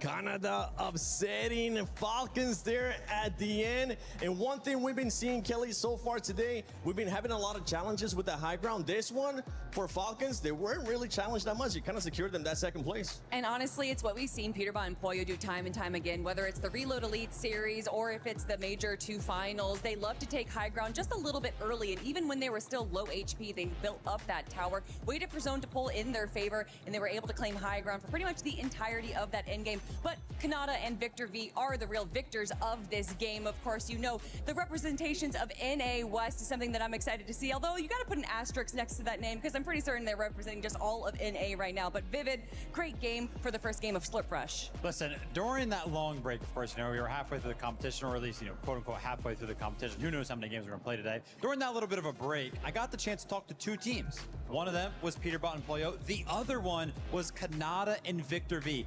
Both of them shared the same exact sentiment, that they could not wait for Slurp Rush to come around. And immediately on our first game on the Slurp Rush map, we can see them get first and second place there. And Levin, look, take a look at this. The standings are showing it already. You talked about who you spoke to during the break. During the break, I spoke to Pops. Oh. I saw Pops. I said, yo, looking good. He said, Levin, man, I don't know, man. We might need some Levin hype for the next half of the competition. Looks like they didn't need it. Slurp Rush was enough to get the job done for them. Clearly feeling much more comfortable. This is what we want to see from these two. And as we're looking at the top of the leaderboard here, a bit of a switch up too, right? Peterbot and Polyo, they have been able to bounce back. Shark and Teeny is still a bit of a question mark, and something that we've been noticing more and more too is that Shark is the remaining player of that duo quite often, Levin. And when we look at the body language from Shark, especially once he ends up getting eliminated, he always looks towards Teeny, and I'm starting to see some certain body language. Some subconscious team blaming going on here. Oh. Maybe that is, and honestly, when you're in the position these guys have been in, at a certain point, yeah, you do start to look over across the stage and go, hey, brother, come on, I might need some help here, man. Like, help a brother out. So hopefully they can stay on the same page and don't rift too far apart. But it's not over. Like, they're still there. Like, they're still in touching distance. Especially considering that that was probably one of the weaker performances we saw. They still ended off with a ton of eliminations. They had 7 eliminations by Zone 6. So even if they aren't able to place very well in the end game, the fact that they're able to garner 20 to 30 points just in the early game, it means so much more. The thing, Vivid, sometimes when you have players like this, right, that are expecting to be at the top and they're not there, it might start getting to them. Even if they continue with those great performances, they want to be at the top. But that's the weird thing, though, Seven, is that they were at the top over the course of the first 3 games. I mean, me and you had a conversation. It was like, dude, are they just going to like run away with it? It's going to be immediate for Shark and Teeny, but last 3 games have been a little bit rough for them. Hopefully they can pick it back up. I'm hoping that they'll be able to pick it back up. I mean, at one point we did look at each other. We're like, you know what? I think it's time. Just give them the trophy, but it's not looking like that as other teams are bouncing back. But it's time we go into Game 7. Hey, listen, at the end of the day, what I'm seeing is a law of averages. You know, you can't continue to win it all and dominate. You're going to have your ups, you're going to have your downs. Peterbot and Polyo, Victor V, Kanata, NA finally starting to show us a little life, and it's about time. Yeah, it's good to see. It's nice to see. It's nice to see the competition go in the distance here as well. A little bit longer than maybe some people were expecting. I think a lot of people were expecting a lot more dominance from Shark and Teeny. It's just not been the last few games that they would have liked to remember for them. 4th place right now, but they can pull it back, and I think that's the thing about this team and Shark and Teeny. Yes, the analysts broke down. They maybe a little bit of their chemistry is just shaken up a little bit, but they're so good individually and as a team. Remember, they won 3 of the qualifiers here to get to this event entirely, so they just need to reignite that, like what we've seen from Peterbot and Polyo. Well, looking at Peterbot and Polyo do very well right now. If you're AGAL fan and you're looking at those club championship points right now, Sky and Scroll have slipped their way down to 16th place. So Bolts is going to be the first to get eliminated here. Again, just a massive upsetting performance so far from Acorn and Bolts, as they've been trying to find their bearings here in the tournament. Darm and Demis staying as consistent as ever. They're right in the middle of the tournament here. I think this sort of goes to show as well how little the actual Battle Royale experience actually plays a part in Reload. You know, we're looking at back-to-back major champions of Major 1 and Major 2 in Sky and Scroll, down at the bottom of the leaderboard. Right. Bolts and Acorn, down at the bottom of the leaderboard. It's like, it is a completely different game, and it's a completely different way of playing. And I think if you'd asked anyone at the beginning of the day, would you expect Skyjump and Momsy to make a big splash today and end up in 1st place after 6 games? I think they would have just laughed in your face. Yeah, it's definitely a level of play style that seems to be rewarded pretty heavily, definitely here on the tournament. Well, so far, so good. A couple Elims going back and forth. Malibu is going to fall. Nosip is going to fall as well. Darm firing up right now, earning points. Con and Faded have had their moments here on the evening where they've shined last game. Kind of coming up now, off to another hot start here. Quick elims here. These points rack up. We have seen it time and time again for Goofy. They were doing so good, and again, also just finding their moments where they've kind of slipped behind, so they need to find their bearings. They're in 18th right now when they started in 5th representing for OCE. This is not great. It's not great for them. And it's really tough because, like I mentioned earlier, you don't know when the tournament's going to end, so you can't think, oh, maybe we have another 8 games, you know, maybe we can go the distance. Because you never know, with Skyjump, Momsley get a big game here, push them over that threshold, 350 points. Then get the win in the next game after that. It's like everything's over, and where you're at on the leaderboard gets frozen. Yeah, definitely starts to put things into perspective. Or in general, once they're 350 plus, you know, their entire strategy can just shift. They can go straight to playing high ground every game. That's going to be a disruptor type duo in the lobby. Just never really know. Sky's roll. Getting active here. Slua Romero. Shots from the third party though, but Sky's here to clean up the job. Nicely done for him. That's going to secure 2. 6 points already earned here. Not bad. To at least get their cars and wheels turning here. Let's see it. Oh, Skyjump. Let's hit the beams here. So let's see what the replay's about. Yeah, look at that. It's really hard to hit shots like that with the burst because it does have quite a lot of recoil. And that scope is quite magnified as well, so quite difficult to actually hit those. Vico with the Mythic Fishing loadout. Hit him with it. Please. Malabuka as well. We're going to try and win this fight. Izzy and Nosif onto their neighbors in Skyjump and Momsy. Looking to try and close on in here. They want to start to continue to perform, as we saw them get that incredible win earlier on in the day from High. It's a nice little shield crack right there from Izzy. Momsy Skyjump kind of put in a bad situation here, forced to rotate out and try to put together their loadout. Again, it's always really dangerous when you have your duo fighting side by side against another duo. Boyo's gonna find Lua, so Lua not catching a break at all now. We'll see who's gonna end up being the first team fully finished here. Goofy kind of sitting near death's door, gotta be careful. Spixie and Swizzy find a set of eliminations. Fukun, Z-Dog currently down. Yeah, that's not ideal for Goofy right there. I thought that might have been the end of this game for them, but Goofy does manage to escape, and that's their Fukun rebooting, respawning into the game. They are pushing, they want more. Remember, Pixie and Swizzy had such an explosive start to the day. They were looking really strong, and it's quite similar to how they sort of played in those group stage as well. They can perform incredibly well, but how much time are they going to have? Peterbot against Sky in a bit of a battle right now. Nice angle there from Sky to chunk a little bit of Peterbot's HP, forcing him to pop that big pot and take a moment to breathe. As you can see, Peterbot all the way back in the storm right here. Poyo's white HP is not going down, so indicating that he's not nearby. Sky looking to try and piece him up. EU versus NA, no whites on Sky though, so he has to try and make this fight quickly. Peterbot scurrying away for now, getting inside the box to Sky, not quite able to in the end. Peterbot looks for a shot, looks for a return, not going to get it. Sky is going to take him down, and that's AGAL on Falcons. Drama right there. Lots of violence between these two right now.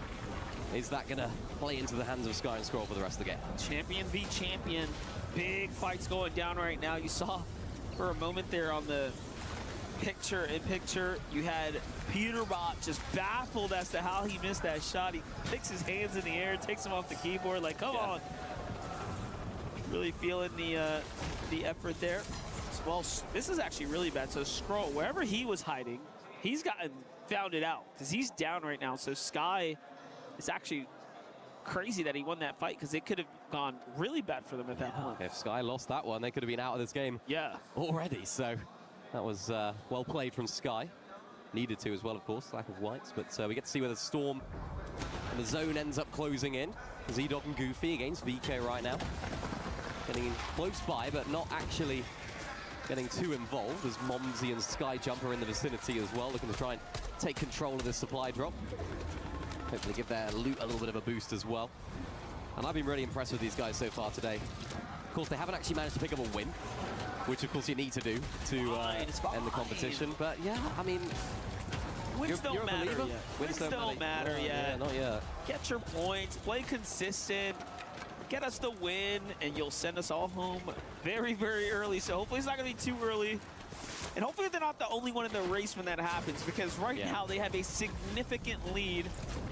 But Peterbot Boya closing that gap. Vico Malabuka is starting to close that gap. Vico Malabuka is probably the team we've shown maybe the least as far as their journey, right, as we've kind of focused in on these other teams. But they have been very much right there. Yeah, they have. They're always in and around that sort of top spot. And I think when they won Summit, that was kind of... Ooh, hang on. Before I mentioned that, Peterbot down again to Sky and Scroll. Not ideal for him. Sky and Scroll recoup a lot of that loot that Scroll would have lost from that down. But as I was saying, Vico Malabuka, they're the sort of team that can go, not missing, but they can just go under the radar a little bit throughout the tournament. At the Summit, they weren't necessarily coined as the team to watch out for even throughout the event. They were just consistent. They were making those end games consistently. Not too flashy about it, and again, they haven't got a win either, but more than capable of doing so. Sky and Scroll looking to make this dead side rotate as well. Yeah, nicely done for them right there. A little get back as well. Yep. We see Boyo's HP really low right now as he's been kind of hanging out here inside the zone for quite some time. A lot of duos still lingering about. This is a pretty dangerous spot to be in, but again, they're here just kind of gathering back. And this is the problem, right? You get this major setback when you get eliminated like this. Now he's got to take all this time to farm back up this loot. Shark Tina getting active here onto Khan and Faded, though. This is your 6th place team versus your 4th. Very, very interesting fight going down right now. Big moments there as well for Khan and Faded. I feel like this is a team that performed incredibly well earlier on in the week and have high expectations of themselves, as we heard from them in the interview. They believe that they are the team to beat, and it's nice to see them doing that here on the finals as well. Haven't quite seen that level from them throughout the whole year so far. Khan, of course, playing with Reason, unable to qualify for the LAN in the main track, the main circuit, later on this year. But Izzy and Nosif, another team that are no stranger to a clutch right at the end. So they're going to need to have all of that, channel all of that energy as they make their way through this game. Fans still on their side as well. It's the ideal situation for the French fans. You got one of the teams leading the way and another one chasing down as well. Yeah, 5th place for Izzy and Nosif. The crowd loves to chant for them when they're up on screen. Falcons definitely go crazy for Peterbot and Boya on that side of the arena here. 2 elims so far, still, again, just getting comfortable here as the zones are starting to develop. We're getting into the late portion of this round now. Zone's going to pull west. This is where the majority of the player base is. No one's actually inside of Dirty Dock, so it's going to be a good, favorable zone for the most part. But saw how many players were actually playing that Slurpy Swamp. Let's see who ends up making it in and getting settled in first. Ari Kami here. Kind of right in between Vico Malabuka, who is actively tanking Storm right now for key positioning. Faded Khan, fresh off those reboots from Shark and Teeny's fight. How did they fare? Not too good, actually, so that's what I'm talking about. Getting eliminated so late in the game, you can see Khan barely has any mats now. Yeah, and the difficulty is, of course, the area in which you can operate in gets smaller and smaller as the storm closes. So if you go down earlier on, you can re-loot a couple of the POIs, scrap loot some of the other fights, but you can see right there, they just have to sit in their box, sit in that bush, and just enjoy the loot that they currently have, which is not particularly enjoyable, but if they can find an elim, if they can find a knock, that can reignite their game as well. Take a look at another highlight here from Peterbot. You know it's going to be an absolute banger. Oh, gosh. He whips out that mammoth and you just know something crazy's about to happen. He's so good with it, so accurate. Unbelievable. Sky ends up falling right behind that, so now it's all up to Scroll. Reboots ending in 30 seconds here. Acorn and Bolts going for high ground, looking to kind of put up a flex of a position. This is just posturing at this point. It's too early to do anything big with it, but you got the extra mats, might as well put it to use. Sky's gonna go ahead and touch down there. You saw that in the distance. What's this little corner looking like? Darm, Demis, Lua Romero, Victor V, Kanata, or inside temp now. Sky and Scroll in their back next to Peterbot and Boyo. So kind of meeting back up with their duos. All 20 alive now as we're entering into Storm Zone 7, and reboots are now closed. Southwest zone, favorable for Dom and Dimash. Liwa Romero, these guys in the driving seat right now. Lovely little bit of damage onto Sky right there. Peterbot and Poyo look to use that as an opportunity to go in and actually go in for the fight. Peterbot and Poyo do not want to let them go away, but look at that. Peterbot down in the feed. Poyo, and that's to Romero. This is a completely different team to the team they were originally pushing. Absolute disastrous moment for Peterbot and Poyo. They've been on a bit of a roll. Peterbot's still down though. He rolled into the box. He's actually rolled back inside. Is Peterbot now going to be able to get revived right now by Poyo? I think he is. But no, the pressure's coming in from other areas. Poyo investing all of his metal.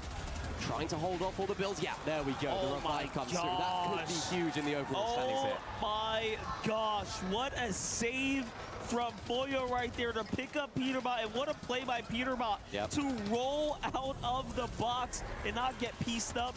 Poyo's so smart. Elevation change right there. Just clever usage to get the pickup. Surely that's the reason they are going to be in match point contention when everyone else is, if not first. I'd love to see it. I would absolutely love to see it. I mean, that is a skill gap as well. Being able to actually not get too disappointed when you get knocked is still in the game. For Khan and Faded, they really need to try and find a refresh and fast. 12 builds you saw on Khan right there. This is getting almost desperate at this point for those guys. Just need to try and turn the game around, which we saw Peterbot and Poyo try and do. Got shut down. So they do need to take some risks. Scroll there gets knocked as well by Dimash and fully eliminated there, as well as Sky. Dimash and Dom. EU on EU. Violence, Sky and Scroll from AGAL are the first team to fall. Moses Sphinx have high ground right now. Momsy, Skyjump kind of eyeing things up.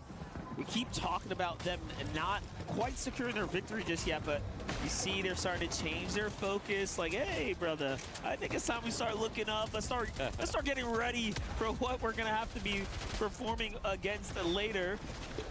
Sharktini, though, staying slow and steady here, consistent, just looking to make this end game. Never count them out. They're a team that will for sure go fight for height. Uh-oh, a little bit of a tough rotate here as they lose one another. It's gonna cost them extra mats for sure. Peterbot, Poyo, thinking about it. Here we go. Nice little fizz, goes for the shot, there goes a huge one. Once again, that was onto Sphinx on the front side of zone. Muzz there goes down as well. Malabuka picks up an Elim in the process. Momsy and Skyjump all the way down here as well. Still in this game. Remember, this is our first place team at the very moment. They are looking to cross that threshold. 350 points is the amount that you need in order to then go on and get a win to take this tournament all for yourself. Izzy and Nosif yet again find themselves on high. They're looking to replicate what we saw from them earlier on and getting a big victory royale. The French fans erupt here in Paris. With those Elims right there, Faded and Khan now fall in 6 once again. Izzy, though, gets contested by Peterbot. I was thinking there's no way they're not going to fight for it after taking down Muzz and Sphinx from the high ground. It was their doing, so surely they want to go for the win now. They've only got 6 builds right there. You saw it on Peterbot. Not tough. Ideal whatsoever. Who's going to take height? No one's on it right now. Peterbot decides to go on up, trying to look for an opportunity to spray on down to the teams down below. He's looking for a frag. He's looking for a refresh because he's only got 1 build now, as Poyo has to try and get nearby as well. And of course, he's right next to him. This is the danger, though. Peterbot and Poyo. No! Peterbot, full damage. Disastrous. Kind of sprints off the edge there and then bolts wastes no time in taking him down. Poyo here down to just 4 materials now on the heels of too many players' ramps there. The storm's too close either. It's just an unfortunate turn of events right there. Not even he understands how that happened, but it does occur. No one's perfect. Take a look here. Momsy, though, misses the shot here onto Malabuka. They still have no idea he was there. Just got to clutch this one up. Shark and Teeny, though, opportunity presents itself. They just waste no time. They walk straight up, and like taking candy from a baby, it's theirs. They have high ground. Yeah, no team were playing it this game. It was absolutely free for them. One of the easiest height takes they will ever have. And the favorites coming into the day have finally turned up again after having a really nice start. They've fallen off slightly. They've had a little bit of a rough patch, but now they're looking to recover their form. Pixie Swizzy down there as well entirely. Shark looking just to try and compress the rest of the lobby down as the zone goes all the way over towards a bridge. It's going to be very awkward for all of our teams down on the low ground. That's why Shari and Cammy are just playing a couple more higher layers, actually finding a Ilium in the process there onto Mini Poyo. And Momsy understands the situation, needs to try and rack up as many points, even as a solo finds another med kit here as well, squeezing out all those placing points. Victor V and Kanata are turning up right now as well. They're still inside the top 10. This is 2 games now where they're doing it, but Momsy's got the solo clutch for himself to kind of remain in the lead here. 300 points. The first team now to go ahead and break that threshold. This is a big moment here in the tournament. The crowd is cheering for Mumsy. What can he do with the crowd on his back? Pablo and Gu forced out of the layer here. Now, shots coming in from all angles. It's Kanata forced in a scramble. He's on the run. Vico finds Rapid down low, and everything is coming to a close here. Look who's on height still. It's Shark and Teeny. Cammy looking to heal off back inside of the Storm. Zone is actually pulling back over all of these old builds as well. So Shark and Teeny, although they don't have builds, they won't need them. Look at that, 5 builds onto Teeny. They're just trying to apply a lot of that pressure now down below. What that also means, all these teams down below are going to be running into each other, into old builds, into other people's edits. That's why Pablo and Chino just fall. And Shark and Teeny are looking to ride on out to a successful game right here and reignite their belief. With how many teams are down as well, this is going to close the leaderboards even more. Hari still in the game. Malibuca Vico earning points now. The second team to break 300 points. That's going to be an elim out to Victor V there. Shark, Teeny completely out of material now here up top. Forced to go down. The Flow Baron fizzes in. Vico's trying to heal. Malibuca's there. It's a 2v2. Everyone's one shot here. It can go either way. Malibuca crash pads across the side. Vico's in a fight with Shark. Shark's very healthy. Teeny's hurt. He's hurt as well. Everyone's training, but Shark hits the shots. Huge game for Shark and Teeny. They had a bit of a wobble in the last few games. Maybe that confidence was getting knocked. But Shark, there is no reason to look at your teammate with disappointment right now, because you've just managed to pick up a huge victory royale to put yourselves back in contention for the lead. Vico's just letting the energy flow through him at this point. I hope he's got music playing, because if not, I think that's just what he does. He could just dance and nothing. I think he makes his own music. He's making his own music. He's Yeah, coming up with it in himself. He's drumming, he's doing the violin. Malibuca's trying to figure this out right now. He's like, dude, do I join in? Is this real life right now? Jokes aside, though, love when Vico, of course, is having fun, just really living in the moment right now. Complete opposite, very stoic from Shark and Teeny here. Take a look from their perspective. I mean, we're just going to have to hear it from their perspective after this, but what a win here. Vico, Malibuca, didn't even keep count. I think it was like 10 or 11 elims. All about Shark and Teeny, though. They're gonna choke up. I'm choking. I have one build. One is in storm. Another. Nice. I have height. 30 right. Dead. I'm on. Nice, I'm dead. Dead. Nice. Ooh, they're feeling it now. They're feeling it. This is good. This is great. They're confident. They've got the belief back in them. They got smiles. So, you know, day one games and didn't say a word. Not a GG, not a thank you, not a single thing. Good job. We got a nice. You know, it means something to them now. They become the third team to break into that 300-point threshold. That means after this game here, what's this? So we're approaching match 8 shortly. After match 8, we might have a team or two up there in that 350 range. And then winning a game will mean the tournament could end. So, hey guys, we're going to have to do some math here. We'll be crunching numbers. When we'll get back, we'll have more action for you.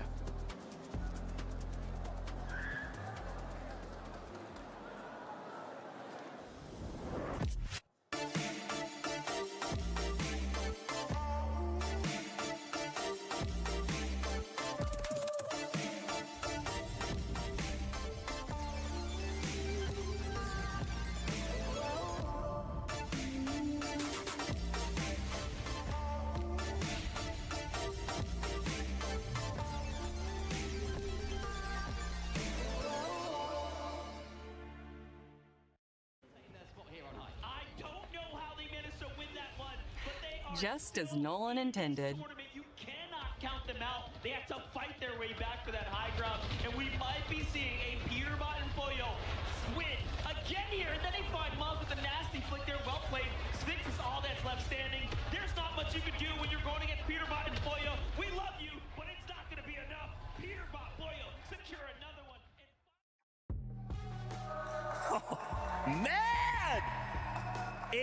feels good to be at EWC right now. What an incredible game. Shark and Teeny showing up. I hope maybe Vico's gonna get there. Maybe it's gonna go one way, but it's time. Shark and Teeny's moment is right now. You have to expect as much. The fact that they were able to secure that victory royale, it's as close as ever. But Zeke, if we're gonna talk about Shark and Teeny, there's one person that we also had to make sure to get a little bit of insight from, a true shark connoisseur, some would even say, and that is the one and only Boop. His only comments, the one words that he wanted to make sure Shark knew was after their conversation, after how Summit went, and Boop telling me about how Shark felt something he never wanted to feel ever again. When Shark puts his mind to it, he is the best player in the world. Those are words of confidence out of Boop, and I think they're also words that the rest of the community would be very inclined to stand by, especially with the way that they're able to manifest these victory royale performances when they are this close in contention for that match point format. So it's time to be great, because with the way that Vico and Malabuka are looking, they want that back-to-back.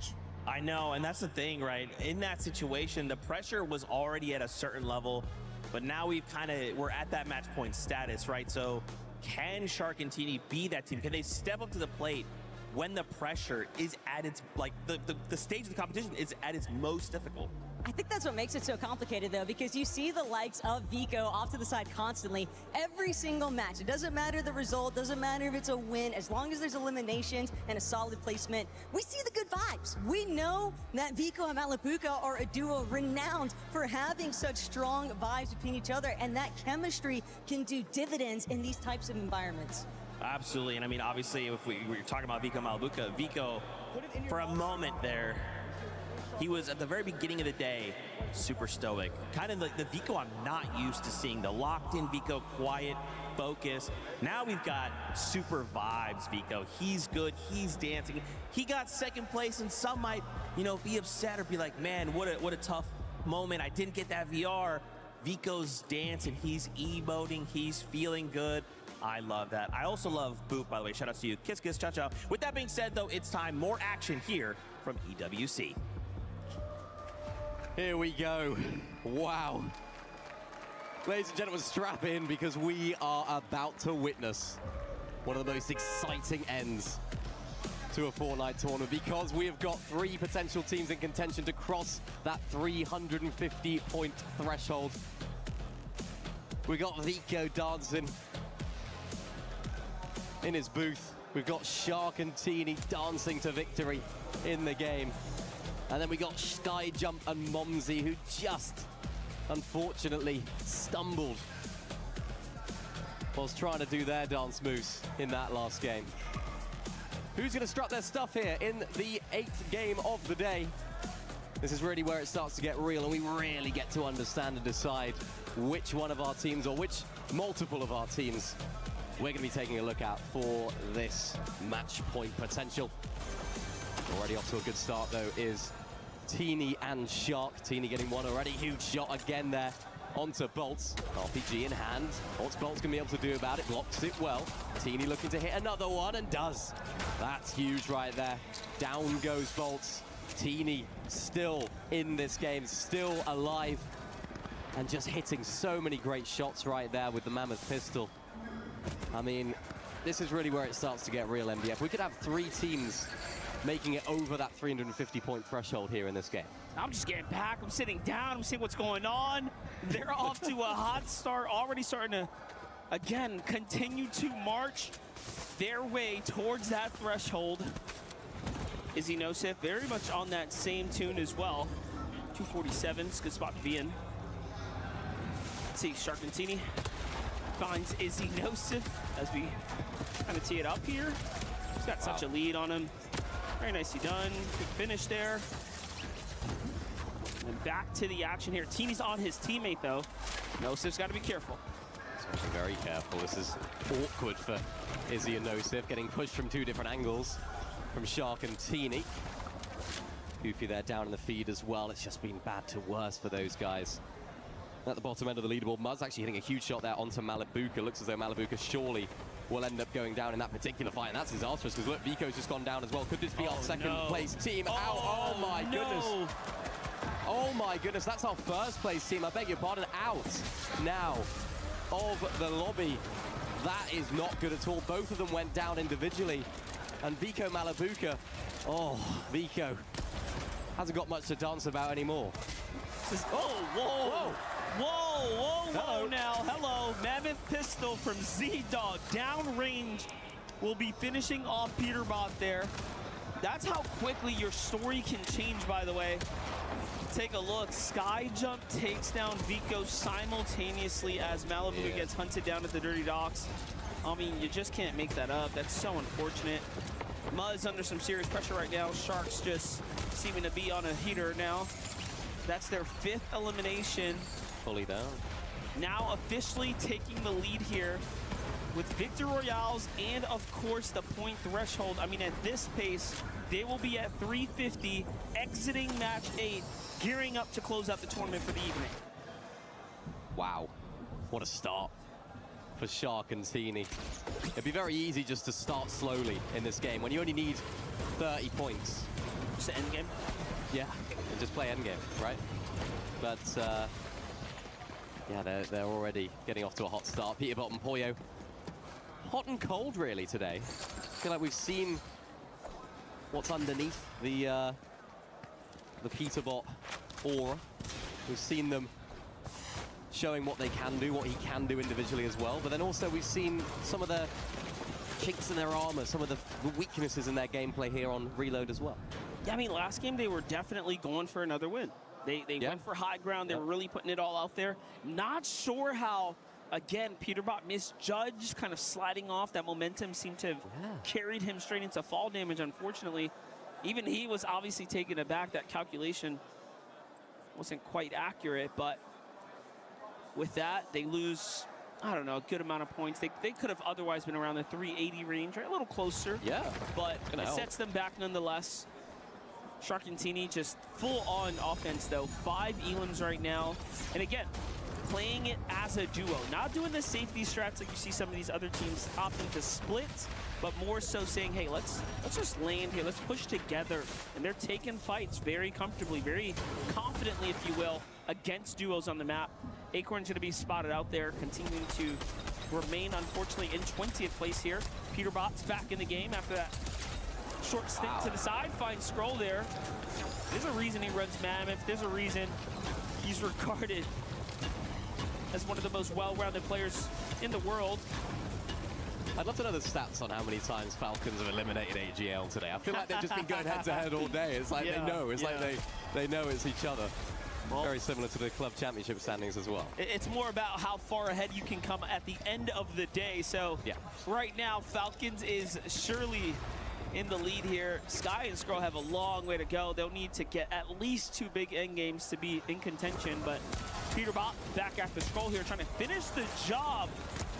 This is really bad. So Scroll's down. We already knew Sky was taken out, which means he's left even worse for Wares as well. Another team could potentially just look to hunt them at this point. Yeah, it's been so strange from Sky and Scroll, but should we be surprised with how they've been playing this entire week? You know, it's sort of resting on our laurels of like, yeah, they'll get good, they'll come good. Unfortunately, not being the case. Peterbot and Poyo. Hit it, please. Just being able to dominate in a lot of these fights. As Scroll is just trying to escape. Peterbot investing a lot of those overdrive grenades to try and make his way over, trying to seek him out inside of that little hut. Not going to be found there, though. And that's where the game becomes a little bit of hide and seek. For Scroll, it's all about hiding. But unfortunately for him right now, it's all about taking a lot of damage as well. Deep inside of the storm, these guys are fighting it out. Peterbot still trying to hit shots. Hasn't got the means to get over there, so I think that's why he's just sort of turned around and decided against it. Teeny getting into Izzy's box. Nice shot there. Shark goes down in the process, though. That was to Izzy, so they're going to be able to get the revive here, have to imagine. Nobody in the vicinity. That was important there from Teeny to put the team on his back slightly and clutch up in that fight. Second time I've seen it today. Nicely done. Z-Dog, Goofy, 115 here. 2 eliminations, so having a bit of a better game. See how Pixie Suzy can do here. Still haven't earned any points right now. 222, the overall threshold. Kind of slipped down on the overall standings here. Golden Rapids slowly starting to get back into things. 201 for them. Looking at the leaderboards, Victor V. Canada with another back-to-back endgame there. Jumps them up to top 7. Swizzy and Pixie are close on their heels in 8th, so just a couple elims and they'll jump right over that team.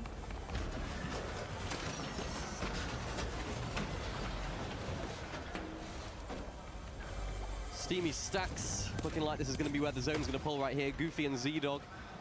It's just been, mentally it must be really difficult for them because they started strongly, as you mentioned, 5th place at the beginning of the day, and just have been slowly slipping away as the day has gone on. Oh my goodness, look at that zone. It's like 70% of it is in the water. It's absolutely ridiculous. So I think the worst was our first day though. We had the first zone just off the map completely. Like, it was quite the zone. I felt like we were about due for some silos in game, so Steamy Stacks is gonna keep things interesting for us. It's kind of cool. Day 1 we did get that Steamy Stack zone, and a lot of like teams actually preferred not to go up for the stacks. Yeah. It was only towards the end when folks tried to play for retakes. We'll see if that's going to be different here today. Good amount of duos still deep in the zone. Conan Faded, one of the first few to go ahead and get situated here. He's got roughly 4 other teams parked above him. Momsy and Skyjump, one of them. 306 for Skyjump and Momsy. Again, the roadway completely open, given that Vico and Malabuka, who started this game in first, fell very early to some unforeseen circumstances. Salvatore and Yasin, as a quick update, fall, and they are in 10th. So when another team falls, this is going to give Cold and Rapid a chance now to basically be in top 10 for the first time of the evening. Yep, opportunity. I feel like this game is a little bit of a quicker pace than that last one. Remember in 7th zone last time, we still had all 20 of our duos and all 40 of our players, right? So lots more action early game here. Quite unfortunate for the likes of Vico and Malabuka as well. Difficult situation, same with Muzz and Sphinx. And Shark and Teeny, we've seen them in this position before, trying to launch pad in from deep. Oyo and Peterbot, they're direct rivals, you have to say, right below them. Look up, just look up. Use that the guys pistol. you need to take out are right there. Momsy, though, and his duo seem to have been pressuring Peterbot and Boya on the outskirts. Look at that, they end up turning back. So they need to find a new angle. Remember that earlier on, they went deep inside of the storm. Shark went down, it set their game off completely in the wrong direction. This time they don't want to take that big risk. Big change in how they're approaching this in terms of mentally as well. This is the sort of team you think, yeah, they're just going to go for height. They're going to put themselves in the best position. They put themselves in the safest position right there. They understand and respect the rest of the lobby. They understand their position as well. What is that, 30, 24 points until that 350 mark. So, you know, it's not a huge amount for a team like Shark and Teeny. They can do that with eliminations on their own if they want to. What's that, 8 elims? So, more than possible. Peterbot and Poyo are out. No. Mixed reactions from the crowd. Falcons fans are disappointed. I hear some cheers from other areas as well. Peterbot and Poyo. What happened? I mean, I'm looking at the overall map. There's still 3 duos that were inside the storm. So those couple of shots that came in from pretty much Momsy sitting on the edge of storm looking inwards, and Skyjump there forced them to kind of park down. They try to wait it out. Yeah. But I think the teams that were coming in late found them there. That's a rough spot to be in. They had every opportunity just now to really get back in and keep that catalyst going, keep that momentum running. But now they're surely behind here. It's looking like a 3-way, pretty much a 3-way race between Shark, Teeny, Vico, Malabuka, Skyjump, and Momsy now. Everyone else is going to need at least 2 games to catch up. Yeah, I mean, very unorthodox way that Shark and Teeny maybe have done it today. But yeah, they look like the most likely team now to break into that 350 point plus mark and then potentially take it in the very next game. All depends on how well they play right there.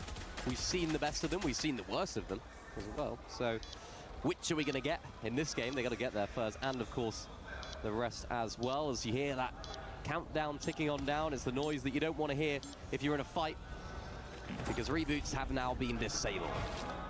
Okay, hear me out though. Shark and Teeny don't make an end game right now, right? If they fall short, fall shy, this is easily going towards a game 10. But what will happen is anyone from that 5th through 9th place, 5th through 11th even, we go as far as Romero and Lua, can jump up and at least be in contention for closing out game 10, and then everyone kind of being in the same threshold range. So really just depends on how well they play during this game, if whether or not we'll see a breakaway on the standings. Nosif Izzy have a chance to do it, but Nosif is going to fall first, crashing and crumbling under the pressure of Darman Dennis. And now they're pushing in. Demas has already secured the loot from Nosif Izzy. Greedily goes in for the med kits. We've seen you do it before, Izzy. We saw you do it yesterday. He's done it too much. Solo clutch, he's done it, but he's proved that he can do it. Albeit this is a lot earlier on. Let's see that magic. Oh. Called it too soon. They get caught out on the move there. I'm looking at Cold and Rapid, positioned by the silo. Sharkantini not too far from them. Acorn Bolt trying to make their desperate move inside. That's a good exchange of blows there. That could have gone either way had the Mammoth shot landed, though.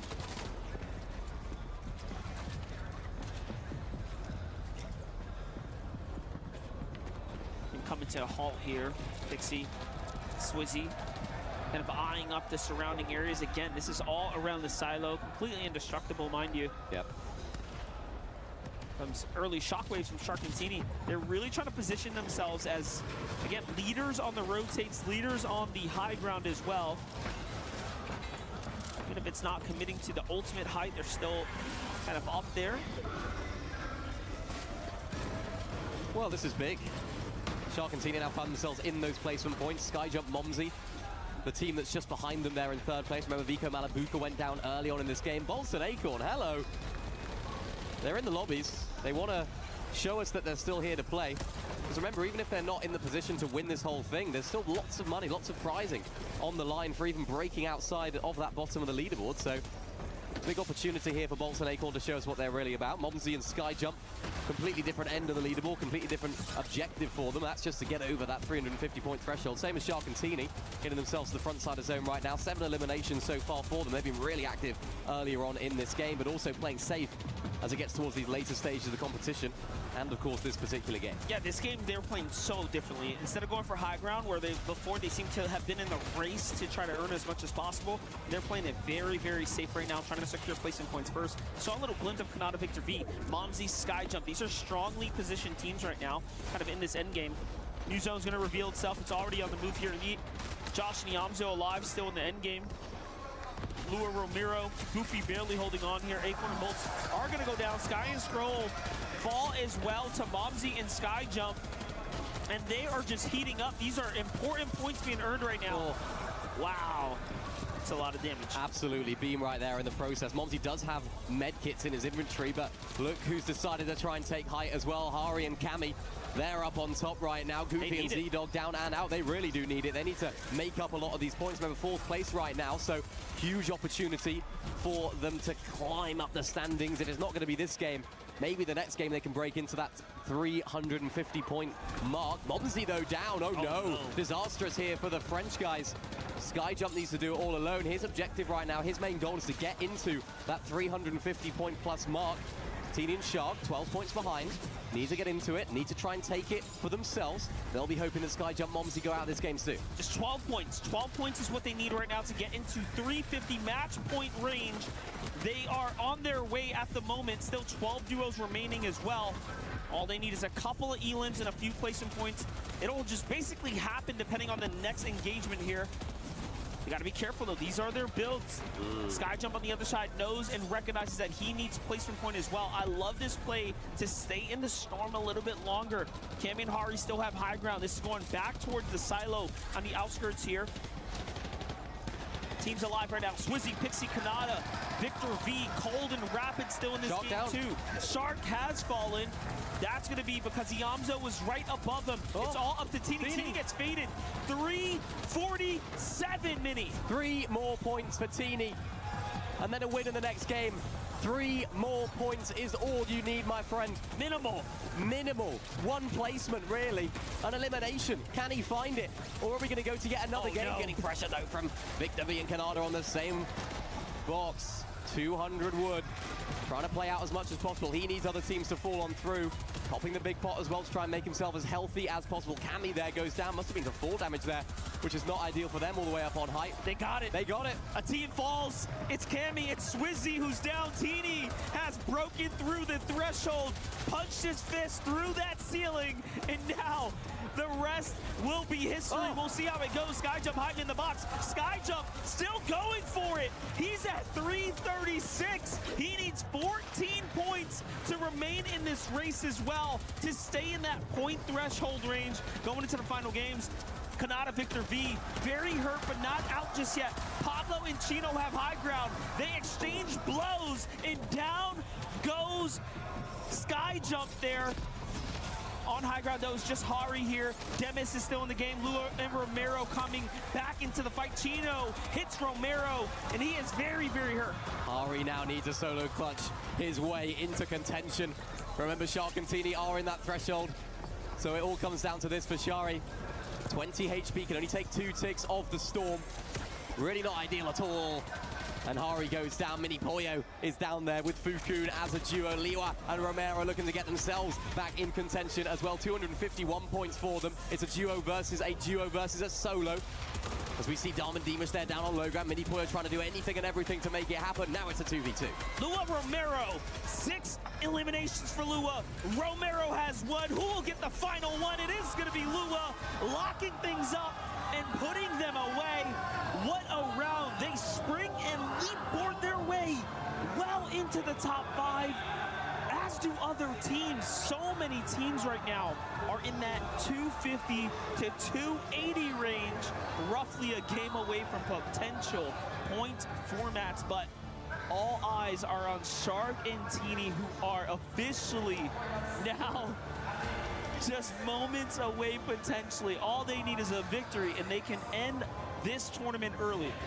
What I will say, though, is a lot of those teams from sort of 5th to 10th, they've now put themselves in contention as well. Of course, they can't win the tournament from this next game, but maybe all they need is this next game to be good to them, put themselves in that 350-point mark. So if it's not Game 9, if Shark and Teeny don't win Game 9, we could be looking at multiple teams going into Game 10 with over 350 points. Liwa Romero, 272 you saw there at the end, so another 80 points or so away from that threshold. But like I mentioned earlier, even if it's not going to be for them, still a huge amount of points to gain in that last game, just to push them up in those standings. You see Shark and Teeny there as well. Hands on the head for Shark.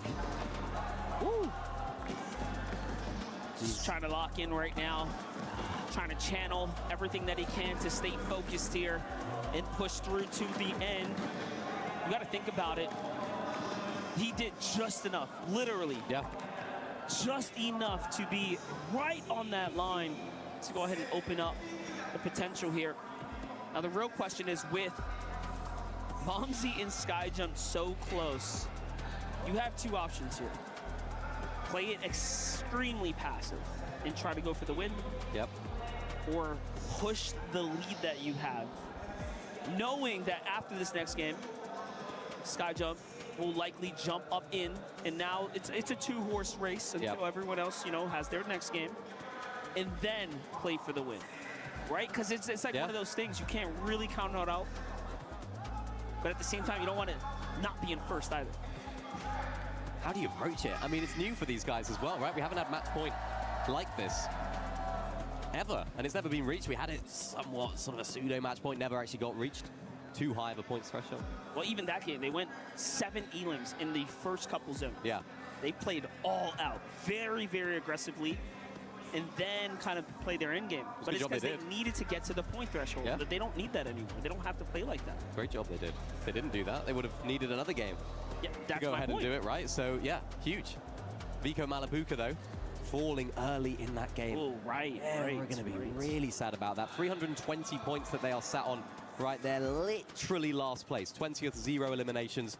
Might as well have gone and made a cup of tea and had a bite to eat instead of playing that game, because you would have got the same amount of points. So, can they step up to the plate? What will Shark and Teeny do? Will they take out their immediate competition off spawn? Will they start to mess around a little bit? Because realistically, the most important thing for them is that Skyjump and Momsy don't get over that threshold. And Vico and Malabuka. The Vico Malabuka don't get over that threshold. Doesn't matter about points anymore. Well, they're really close. I know we got Zeke standing by to give us some more insight, and that's what I want to hear about. Thank you so much, Monster. You are right. We have Shark and Teeny here. They just hit match point in that last game. Guys, here we are, finally on match point. You just need another win, pretty easy. At this point, you guys have so many wins. Is it easy? Is it gonna be easy to just go in? Are you gonna win this next game right here, right now? I mean, I don't know, we'll see. What do you think? Is it gonna happen, Shark? Are you gonna win right here, right now, or is it just a we'll see? We'll see.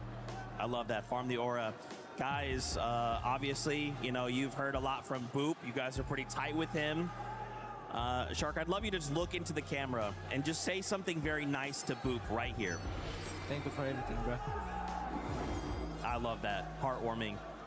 TD, to win right here, right now, would that just be like everything? What would you feel if you won it now? I mean, it would be great, yeah. Amazing.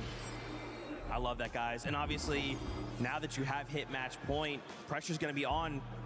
Do you think teams are going to maybe look to land on you? Are you guys going to maybe do something different to make sure that doesn't happen? What was the question? Are you going to do something different? No. Keep it all the same. I love that. They're locked in. They are focused on this next win. They are on match point. We'll have to see how it all goes.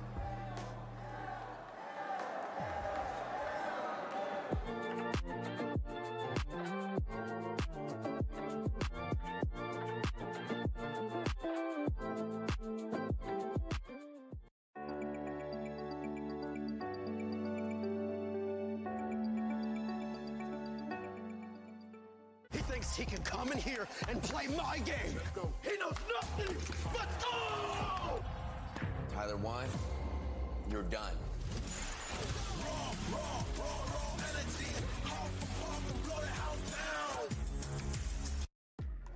350 points was the mark, and that mark has been matched to the dot too by Shark and Teeny. And they're looking confident. Remember, they told me 9 matches. Right now, we are going to be going to that 9th match. It could end up happening here, Vivid. 7, oh my gosh, that game was like a nail biter for so many different reasons. Obviously, the most pertinent one was whether or not Shark and Teeny were actually going to go ahead and cross the threshold that they need to kind of activate that match point. Me and Levin, we were getting mad. We're like, no way he doesn't get the 3 more points they need. But yes, they ended up hitting it perfectly. And it's crazy because if they're just 1 point off of that, you just subtract 1 point, it changes this next game. It changes the whole competition entirely. And we know, we already saw some people changing their drop spots. We can expect that again for this game as well. But you're totally right. For Teeny to clutch out those extra 3 points in the final moment as a solo in the water, it was absolutely crazy. Cammy and Carrie also were really close to being able to get to that 350 point threshold, but just barely missing out. But 7, we have so many teams that are going to be looking to possibly put a stop to the run of Shark and Teeny. But is the blood still in the water? Are they going to still keep going? I don't know if there's really anyone that can stop this run. I don't know. I'm there with you because of the performance that we have seen from this duo, not just today, but going back to their actual groups. They were able to get so many victory royales today. They have shown that they can still do it as well. And the one thing that we kind of been keeping track throughout today is that high ground. This is a team that usually excels that. We really haven't seen that much contest, the high ground being contested as much. If we see them in the high ground, it could end up finishing. Yeah, it could of course get crazy. I won't lie though, guys. I feel like Shark and Teeny have what I like to call a little bit of a freebie in this next game, right? They are the only team that can kind of win the game. And what I mean by a freebie, I mean, it's not going to be a lot of pressure on them, right? They can just kind of go out. They don't have to worry about any other team winning the game to kind of end the competition early. That being said, when we do take a look at the leaderboard, there are plenty of teams that are very, very close to 350 points now. So let's just say the Shark and Teeny don't win this next game. You got to imagine other teams are going to cross 350 points. And then the next game after this next one, then it's going to be pressure on. I mean, during that interview, oh, I'm sorry. I was going to say, it is a bit of a freebie, but also it kind of leaves a big question mark, right? If they don't end up winning it in this next one, as we can see there on the overall with what you were alluding to, we do have Skyjob, Mamsi. Very close by. We have Vico and Malabuka as well, very close by as well.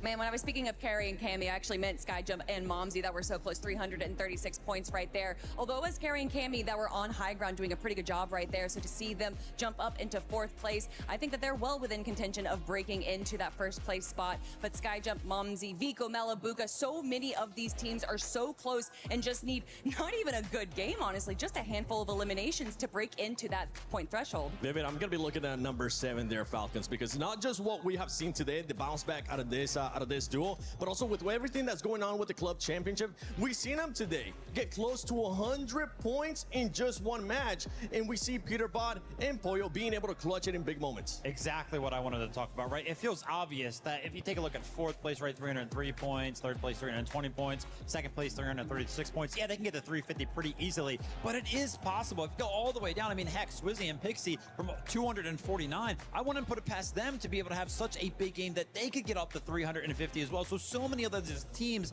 that Sharkatini might be counting out could really enter match point in a blink of an eye. And listen, NA West also representing there, Victor V and Kanata. If we want to talk about a comeback, they have been doing absolutely incredible since we've moved to Slurp Rush, winning 2 games in game number 6, and now also coming out on top. To see them beating out the likes of Peterbot and Pollo, I don't know if that was necessarily going to be on anyone's bingo card right now, but just taking a look at the 2nd page right now, we do still have some big names there. Of course, we're starting to, I mean, we've definitely passed the halfway point now. I don't know necessarily if they're going to be able to do anything to climb up too much of the leaderboard, but still, we do have a lot of these teams that are still just trying to gain any amount of points for their club. Yeah, and for Sharkatini, you can see it right there. The threshold was 350 points, which has been met by that duel.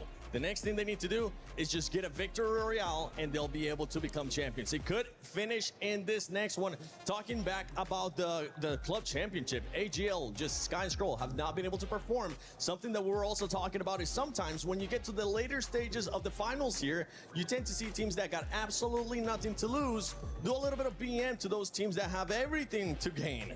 Yeah, exactly. I mean, AGL, that's going to be kind of where my eyes are being peeled towards. And it's kind of crazy because Sharkatini, by what feels like not winning this next game, kind of keeps Sky and Scroll in it for their club in general, right? Because obviously Sky and Scroll are a little bit further down the leaderboard than Falcons are right now. So Sky and Scroll need as many opportunities as they possibly can to rise up that leaderboard, because the stakes, what it means for everything, even outside of Fortnite specifically, is so much. It's possible. There's possibilities. We've seen teams that were all the way in the bottom half, if not the bottom quarter, being able to get out a win. I mean, it was, Kanata and Victor V were not having a great performance, and then they were able to get like a 100-point game. This is definitely possible. Now, is it probable? That I'm not too certain about. We have just seen such domination from Sharkatini, and after that interview, it doesn't even look like they're nervous they're on match point. It looks like this is just a normal day of Fortnite, and we're all just playing their game. It looks just like that, too. You were talking about teams that were able to bounce back, too. One team that comes to mind is T1. T1 has been performing quite well. Dharma and Demas, that's one team that we were keeping a close eye on when they were in the 2nd page because of what we saw out of them on Survival, and right now we're starting to see exactly what we expected out of them here in Match Point Finals. Yeah, the bounce back has been multiple times now where they didn't have the best group stages and then absolutely dominated the survival stages, and I was kind of interested in how that would translate finally into the finals, and it seems to be a bit of a mixed bag, starting off strong and then having a few weak games, but definitely seems to be kind of finding their footing a little bit more. Yeah, again, I mean, Dharma and Demas have without a doubt showed us their ceiling, how well they can actually play, but the consistency has been a problem for them. That being said, I know they're kind of in range of that 350-point mark if they do have one of those really good games that we have seen from them throughout the week. So fingers crossed for T1. Yeah, for T1, I mean, they just want to make sure they stay within the top 8 as well. Because, yeah, we're talking about who can actually win that club championship. But there's just so much money at stake as well for Aurora. For Aurora right now, I believe they're sitting in 10th place on the club championship. If they actually end up getting this win right here, they would jump up by 1,000 points. And that could mean a difference from, I think, $600,000 all the way up to $3 million. No pressure, man. I mean, that is absolutely crazy. I was saying that they weren't feeling nervous. Hopefully they weren't listening to you just say that, because that would add some nerves to me. But you know what? I think for Sharkatini, this isn't necessarily about playing for the club. I don't think this is necessarily even about playing for them. I think that they're just playing Fortnite, and this to them is just what they want to do. Listen, 7. I want to see them, honestly. There's reasons that I would like to see every single team win.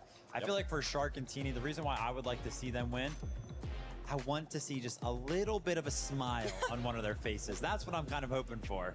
I think we have gotten a glimpse of it, right? Have we have gotten more emotion out of them in these last matches than we have seen in group stages. That's for sure, because remember what was happening between Shark and Teeny. Whenever Teeny was going out very early on, at least we were getting some kind of emotion there out of Shark, whether it was activated or not. And in this one, I'm hoping that if they do end up finishing here in the next match, oh, those tears of joy might come out. Obviously, the emotions aren't the only thing that Shark and Teeny are going to have to continue to control. Whether or not teams are actually going to switch up their game plans. Obviously, Zeke had the opportunity to ask Shark and Teeny, hey, are you guys going to do anything to kind of combat anything that the other teams might be doing? They said no, they're going to stick to exactly what they have been doing. So technically speaking, there are possibilities for teams to kind of lean into what they already know about Shark and Teeny and just play against that.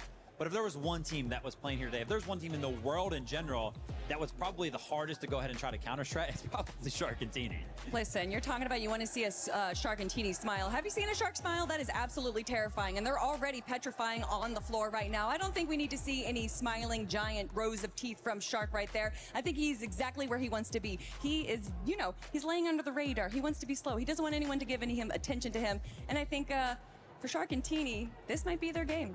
If you see a smile from Shark, that will mean it might just be game over. As we're looking at some of the other duels, right, where we're talking about contestant at the beginning, and we saw a lot of that in this last one, right? Which is one duo that comes to mind that might actually end up contesting Shark and Teeny, knowing that they're now at match point.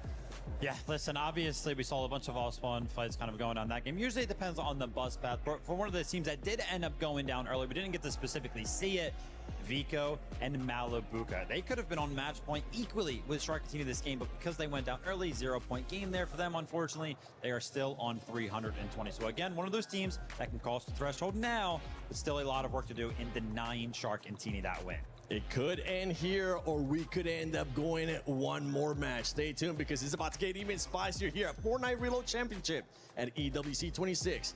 Barney, over to you. Ladies and gentlemen, the Gadia City Grid has been home to some of the most iconic moments at the 2026 Esports World Cup. I mean, it's been 7 weeks, so many games, so many stuff happened on this stage, and a lot of story to just remember. So many clutch, so many good memories here.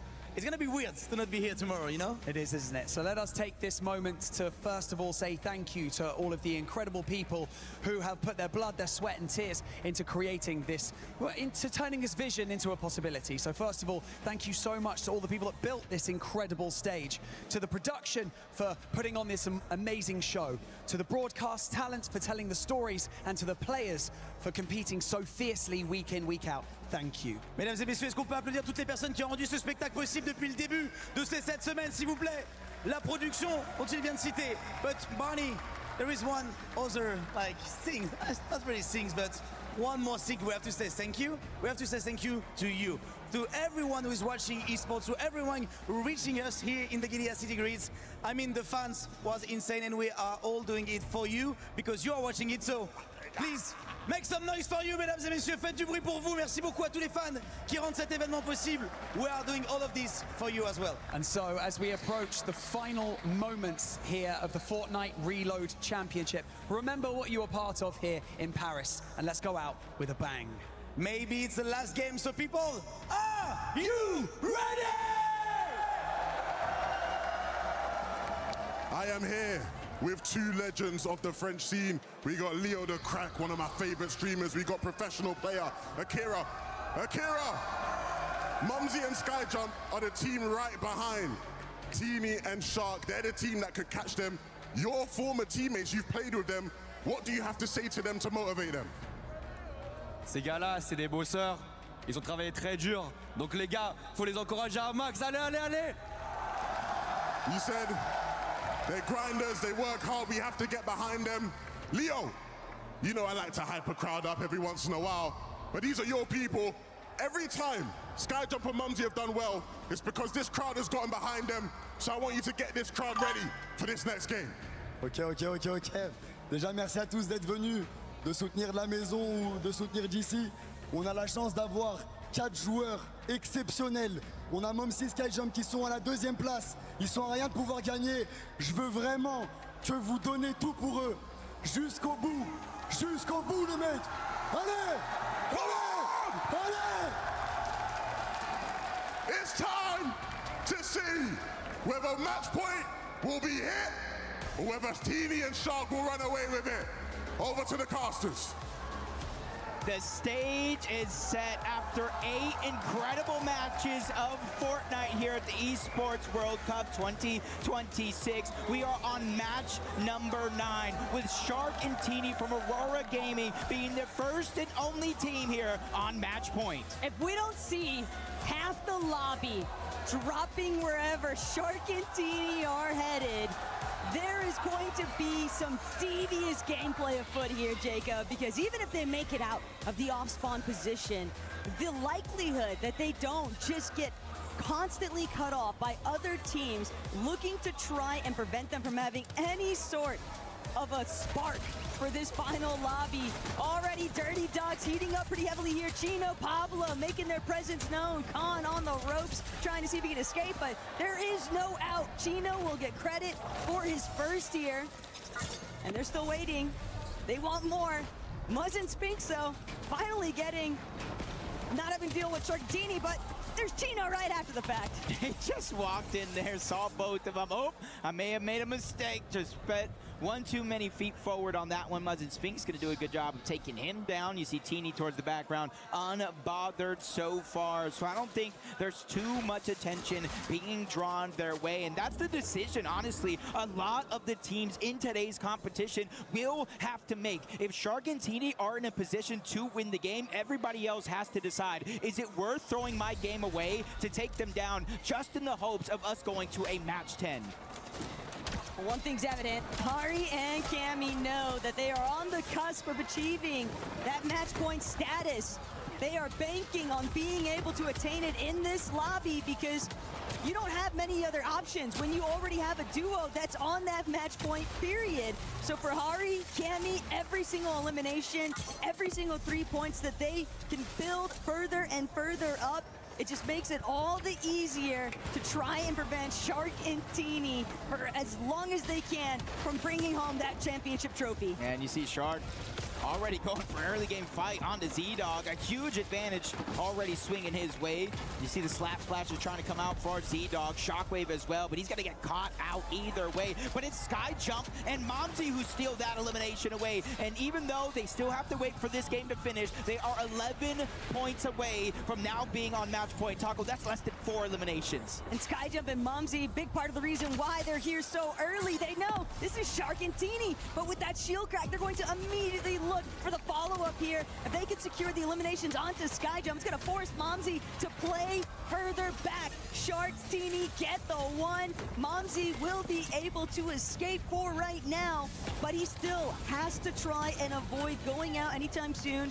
Sky Jump should realistically be able to bring himself back into this one, but it is a tough blow to make that kind of aggressive front. Respect the vision, but they might need to go back to the drawing board. Yeah, and at least it was Momsy who was not only able to stay alive, but you see him finding some med kits, knowing that's probably going to overstay their welcome deep into the zone. But if you kind of get a picture of the minimap, there's not too many teams on the outskirts just yet. There might be solos floating around, but for Sky Jump and Momsy, for now, it should be relatively safe as we continue to look around the lobby. 2 eliminations to start this game for Vico and Malibuca. They, too, need a resurgence here outside the leaderboard, but they are only around 24 points away as it stands. So they still need a couple more eliminations, or, honestly, just to make it inside of the top 10 or so.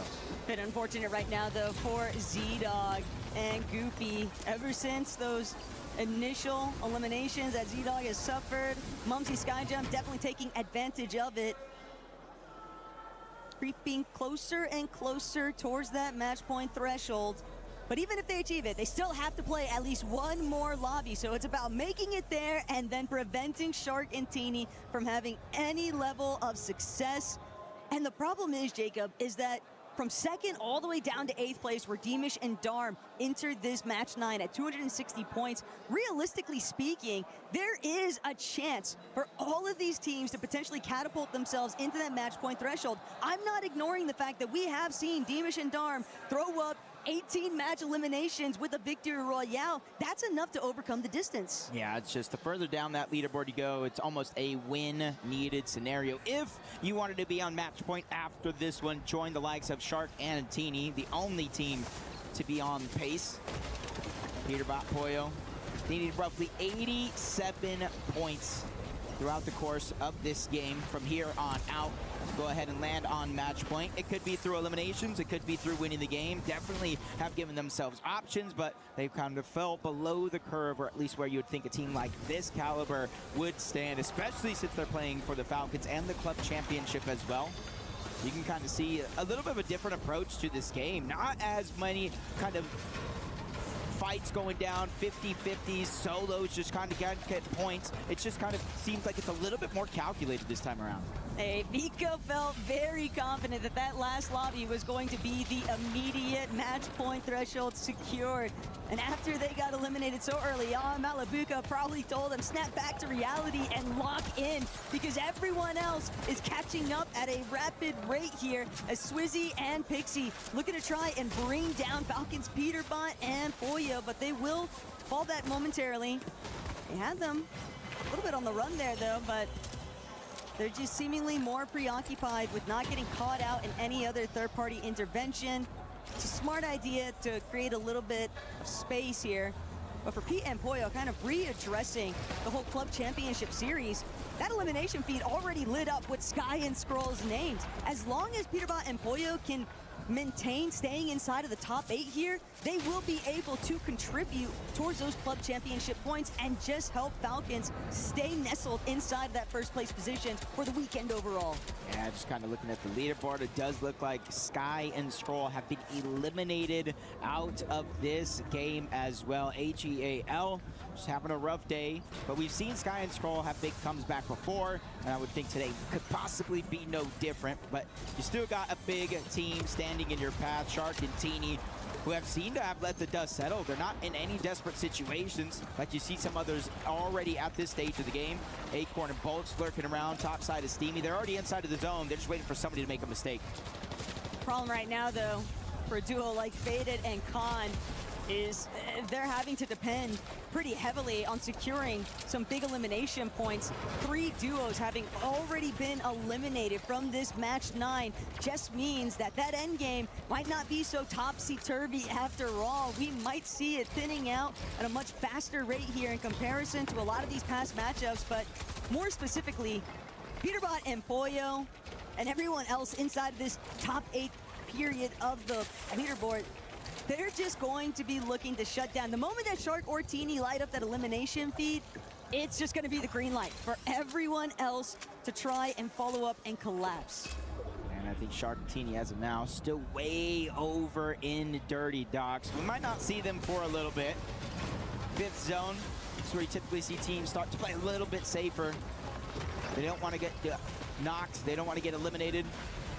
Kind of get put in a blender, being forced to figure out how I'm going to make it to the next stage of the game. But for Skyjump and Momsy, rotating through Slurpee Swamp, you know they don't need to go ahead and use too many of their own resources. A lot of barrels that they can go and replenish the HP, the shield, anything that they need. They just need to be very, very aware, careful of how many other players are rotating in and around their current position. At a bare minimum, 3 eliminations would guarantee that match point. So even if they should stumble here in game 9 and find themselves wiped out of the lobby entirely, so long as they cross 350 points, everything else is kosher. But then they are also depending on somebody else in the lobby to stop Shark and Teeny in their tracks and not allow that victory royale to break through. And now we finally get to see where everybody is at. A decent spread for the most part, but the zone forcing players all the way toward the west, just below Steamy stacks. So a lot of time to still get in position. It's like Hari and Cammy, you see they're not too far away, but they are close by, basically rotating parallel to Vico and Malabuka. They got a hint of where another team is at, but I'm not sure Vico and Malabuka felt the same. But with the elevation of that bridge, they might be able to get a bird's eye view onto them slowly rotating into the zone.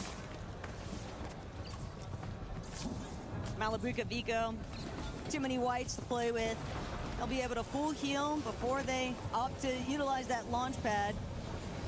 make their way closer towards that edge of zone. Teeny, Shark, recognizing the fact that they were going to need to go cross-country for this one based on how this zone is pooling over across that western side of the map. Now it's just about making sure that they don't get snuck up on by another team already kind of lying in the wings here. Salva, Yasin could be the ones to put them down potentially. Shot's not going to connect there onto Teeny just yet, but pressure's on. Everyone else looking up onto these rooftops, but Shark and Teeny, they'll be able to hold their own for right now. Yeah, I don't think anybody knows it's them just yet, but that would have been a good shot and a good moment to capitalize.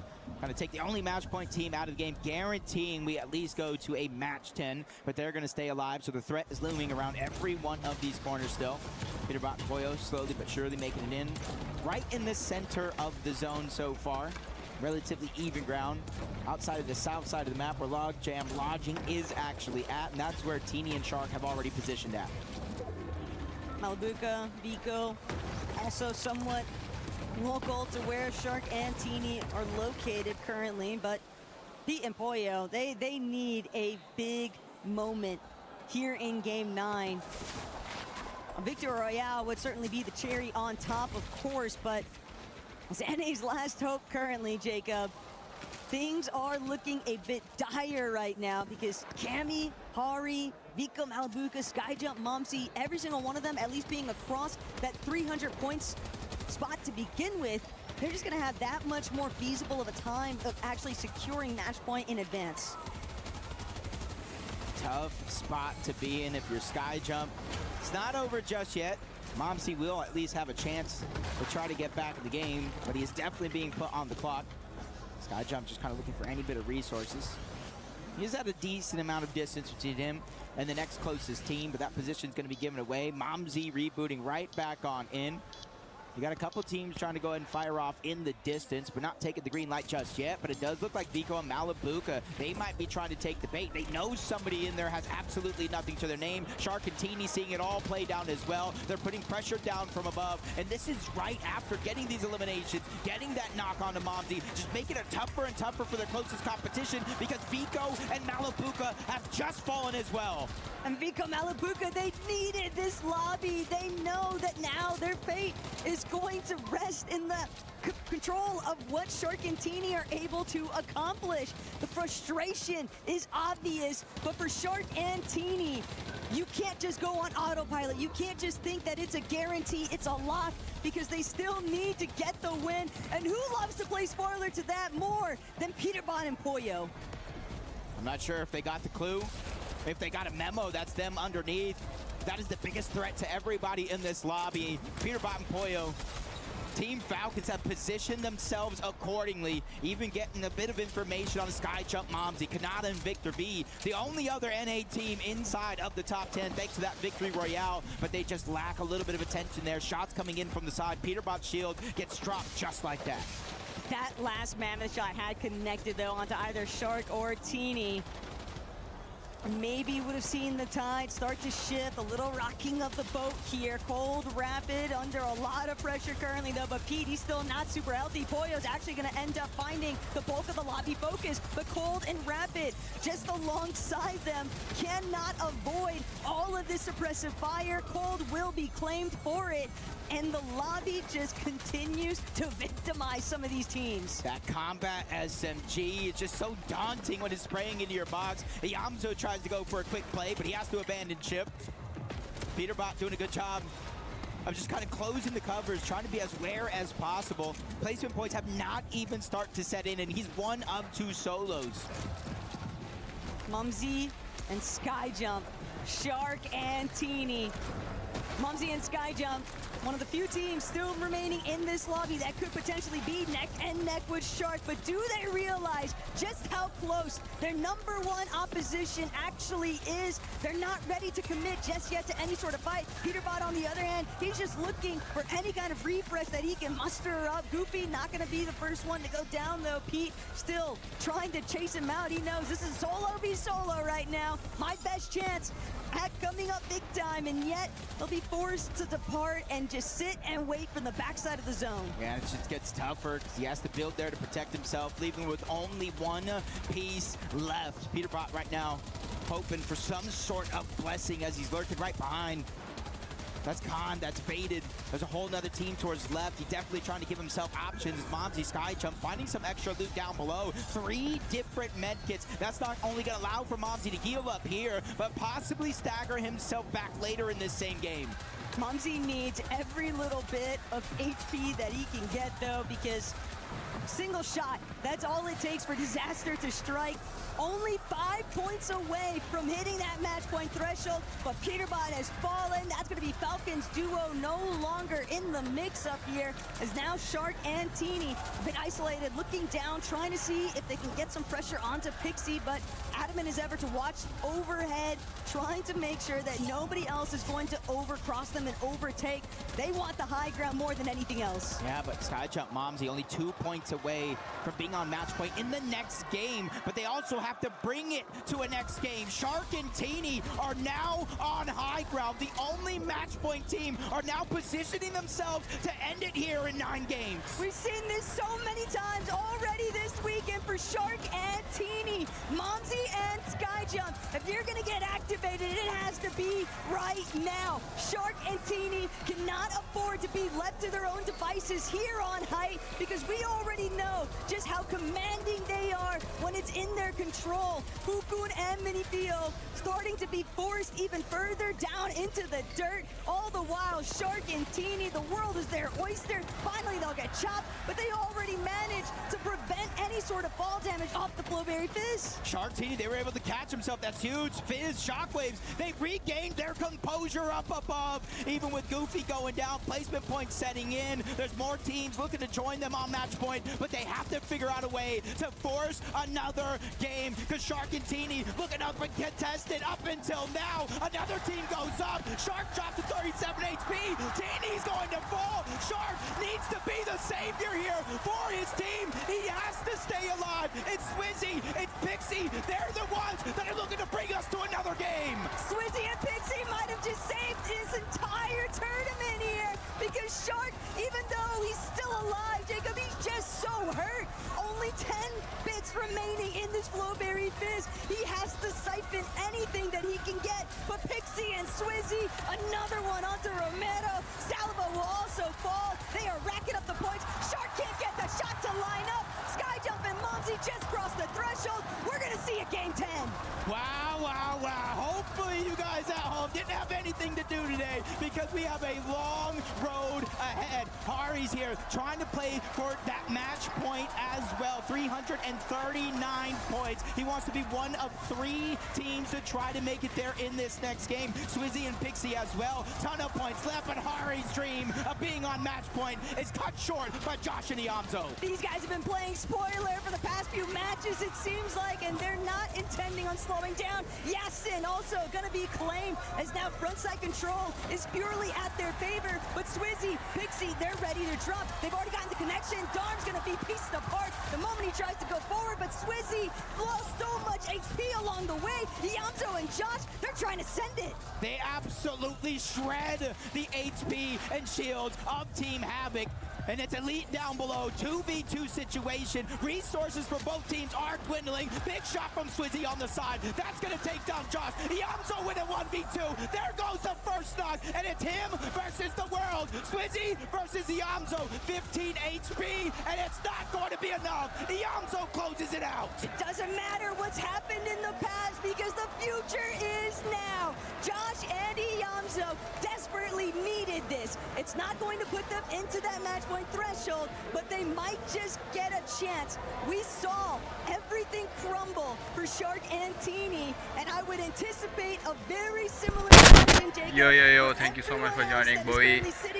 What's up, Aran? Two different duos, Public and another one. we haven't seen too many teams go up and actually contest the high ground. We haven't seen too many fights in the last 4 days when it comes to Fortnite on the high ground. But Shark and Teeny on match point, the lobby felt the pressure that they were in and they executed to take them out. And now we have 2 teams on match point.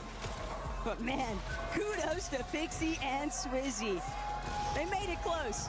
For a moment, it looked like that could have gone a different way entirely, but just getting a chance to even break through what Yamzo and Josh are going on. Then you're back, I'm going up. No, I died. 200? He has Siphon, I think.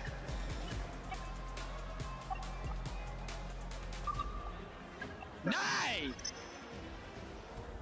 Calm, cool, collected. Good information. Say, hey, he might have Siphon, might have more HP than you would think in that situation, but Yamzo, nonetheless, with a huge HP and shield advantage, of course, closes that one out. He's a little bit of a distance away, but not only securing a little bit more prize money if the tournament ends now, but getting that much closer to hopefully being on match point. No, they definitely needed that because the Victor Royale points alone are going to really help swing them, have much more favorability in terms of just getting close towards that match point threshold, because at this stage, Hari Kami, they're also sitting right at 342 points.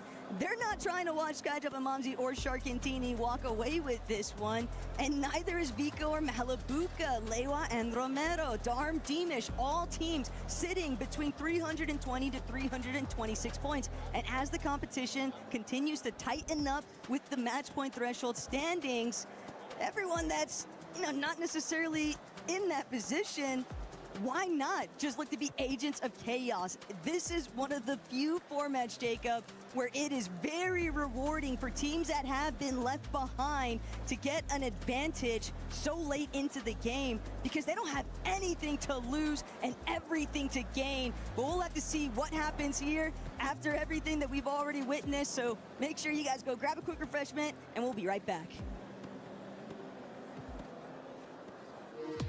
We were there. For every click, every clutch, every respawn. We were there for the years of grind, and we're here. Now, the proud founding partner of EWC, powering the biggest event in gaming, shoulder to shoulder with the world's best, making history. Greatness deserves a stage. Lenovo Legion, reach your impossible.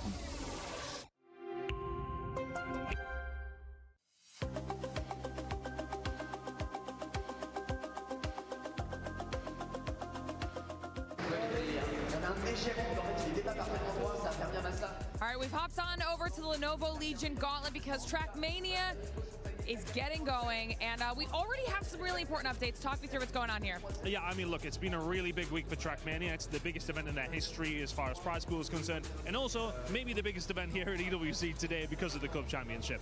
Falcons have the GOAT, Carl Jr. Sure. He is playing up later on, has a really tough group to get through into that top 8. We've already lost one member from AGL, though, in our very first game. He crashes out. Binks, not a great performance from him. He'll be really disappointed. He was tipped to finish within the top 6 for. He would have been picking up points for AGL. That was our consideration. They still have one more player. It feels like Falcons and all the other single-player games, they've got like 4 or 5 players. AGL have 2 here in Trackmania. We've got Gwen going up in his matchup today. Okay. Right this second, if he gets through, that's a top 8, that's placement.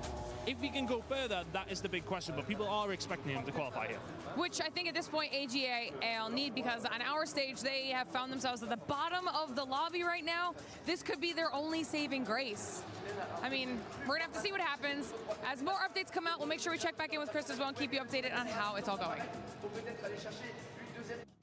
What a last game that was. The most important thing here, Vivid, is we go again. Game number 10 is coming up.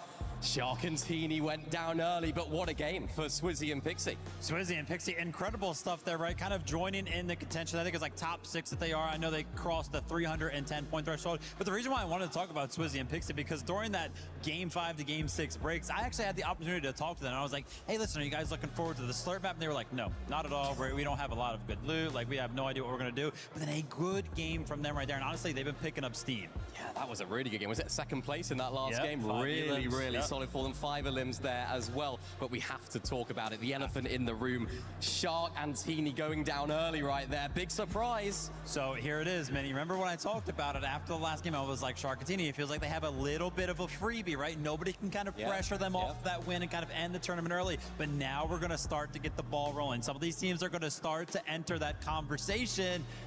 Skyjump and Momsy. Skyjump and Momsy. I know everyone in this room is hyped for Skyjump and Momsy. They have reached that match point threshold. Are they going to take this final game, potentially the final game for them? Will it even be the final game? But we want to know. We're ready. I'm sure the players are ready. Are the crowd ready for this game? Match 10. Paris, make some noise! Skyjump and Momsy! Let's go to it. We have all been blessed. We thought the tournament would end there, but we get a crucial match number 10 with Shark and Teeny leading the pack 383 points on match point with Skyjump and Momsy not too far away, 378 points. Those are our top 2 teams that could win it all here. Look, from a spectator POV, Jacob, I would love to see all 15.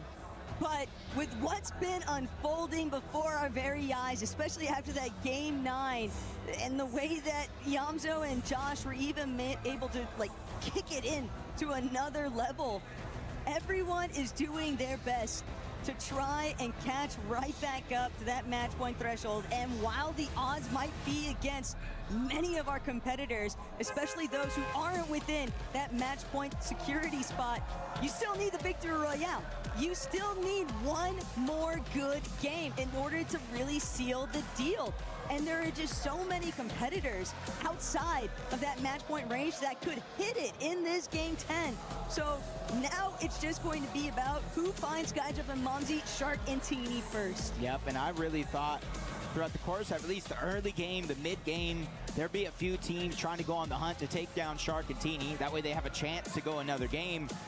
But Shark and Teeny land all the way in the back towards Dirty Docks. The zone max pulled far away. That allowed for Shark and Teeny to stay there for so long and trying to dodge dangerous moment after dangerous moment so they didn't have to deal with a lot of these teams. Yamzo and Josh, though, not to worry about it too much, but first elimination highlight. Vico, tough break, but hey, everyone is trying to make their presence known. I believe it might have even been Vico securing that first elimination, finally moving the needle from 326 total points overall to 329. So a few more of those eliminations, and Vico and Malabuka, they're not looking to wait it out any longer. They want to be inside of that match point threshold. All they need is 18 more points. That's just 6 eliminations. 6 eliminations. If they make it far enough, placement points as well. But Momsy finds himself getting taken down by Sky and Scroll. We're hoping to have a miracle run to end the tournament, keep themselves in contention of that club championship. But our team in first place, the first one to meet match point over at Dirty Docks. They find their first elimination on to Muzz. And this is almost a repeat of what went down in that last game. It was Muzz and Sphinx kind of stuck in the blender, unable to really catch themselves a moment to get out of it. Feels like I'm in the Twilight Zone, though, watching Muzz just be eliminated in such stylish fashion by Shark there. Mammoth Thistle shots are just so clean. It's normally Muzz that we're used to seeing have that kind of aim, but Shark and Teeny are really giving this entire lobby a run for their money. Skyjump and Momsy, we know that they suffered an early elimination themselves, but Sky and Scroll, how long can they really keep Skyjump and Momsy at bay before somebody else decides to intervene? Muzz just having that hard time we were talking about, goes down yet again. They spotted Sphinx out in the sky as well, so trying to give him a rough start. Skyjump and Momsy, they get their get back, taking down Sky, making sure they get all the loot that was once theirs. And you can kind of see them already making their way on over towards the eastern side of the map. They are hunting to try to figure out where Sky is at, how they're going to get the elimination onto Reboot, but they're also inching themselves closer and closer to the area of Shark and Teeny. Look, they're already on the perimeter of this eastern side of the zone, and Sure, while picking up this elimination onto Scroll would be a nice little addition, ultimately, they're just looking to be the cutoff point. They don't want Shark and Teeny to get by. They are hoping to shut them down and be the only match point team within capabilities of securing a victory royale. But Scroll, the moment that he goes for the finish, Skyjump there, immediately ready to pick his teammate back up, protect the loot, and hold things strong. But now, another player coming into the mix at a rapid rate. Skyjump, he's in heavy pressure by Shark. These are both our match point teams. They're going head to head right now. Shark and Teeny, they probably saw everything going down in the feed. They want to be the only ones with a chance to win it here. And it's Skyjump on the back foot. No shield, less HP because another shot is going to land. Momsy for certain has made it back into this game, but Skyjump has now been put on respawn. And this is where it starts to get really dicey now. While I respect the gall from Skyjump and Momsy to try and shut down Shark and Teeny, instead they find themselves on the receiving end of a lot of aggression here. And Shark Teeny, they're already scanning the skies. They're ready to follow exactly where they know Skyjump and Momsy's homing beacon is taking them to off that fresh reboot. Big rift in the sky. Well, if you didn't see that, it makes a loud noise, and they immediately are following it. They now know it's him, confirmed with that first elimination, but they hear more than just one player over there. A bit of noise. They don't want to continue rotating on over. Either way, Skyjump is going to go down again. The reason why Shark and Teeny didn't rotate is exactly because of that. The squad from Elite Esports was the one holding that mountain. Very smart pullback there from Shark and Teeny. Just no reason to overextend. They're going to leave it up to the rest of the lobby to continue just applying this steady pressure, and they'll loosely try to follow. Skyjump going to be forced to head a separate directions, and booming base was clearly not an option, but with Shark and Teeny still able to split Momsy and Skyjump cleanly down the middle, and now also recognizing Faded Khan right next to that supply drop, also going to be the ones just continuing to prevent Momsy from reuniting with Skyjump. Luckily for him, though, Khan and Faded don't actually push on over. So they work as a deterrent to stop Shark and Teeny from pushing on over, and they don't do it themselves, which is kind of giving Skyjump and Momsy a breath of fresh air here. And I say that kind of loosely because they are nowhere near each other at all. Skyjump, Momsy having to work as solos. Meanwhile, Muggs comes back in, trying to get a cheeky advantage onto Shark and Teeny, but he gets caught out once more, sent right back on over to the reboot. Jacob, I don't know if you just watched what's been taking place here, but Shark is just not human right now. This kid's aim is just on another level. Every single shot just connecting effortlessly. He is playing so smooth right now, and I think it's all because you've got to wipe that last game fumble out of your mind. You have to start getting, you have to act like none of those problems are going to reoccur. And at this rate, if they're able to maintain such a strong footing in this lobby and can carry this momentum into the end game, we're gonna have to look at Swizzy and Pixie even more still to see whether or not they're gonna be the main ones to challenge for the high ground later on. Just a second inside of that building, this finds Salvatore and immediately take him down. Skyjump gets found out again. Lewa and Romero get that elimination. They spent so long on two different sides of the map as solos, just trying to go ahead and get as much loot as possible, and now one of them gets put right back to where he started before. Pete and Boyle playing it safe with the bush. Ready to make their next move. Skyjump and Momsy. That early game decision to aggress against Scroll. They had to have that time to elimination be at much faster than what it resulted in, because now they're just going through it time and time again. If it's not Shark and Teeny, it's somebody else. There are just so many choke points, and they can't find any sort of break. No one is allowing them to touch back down safely. Lewa and Romero also utilizing that opportunity to just get one bit closer towards that match point threshold. Cammy and Hottie only need 2 more eliminations.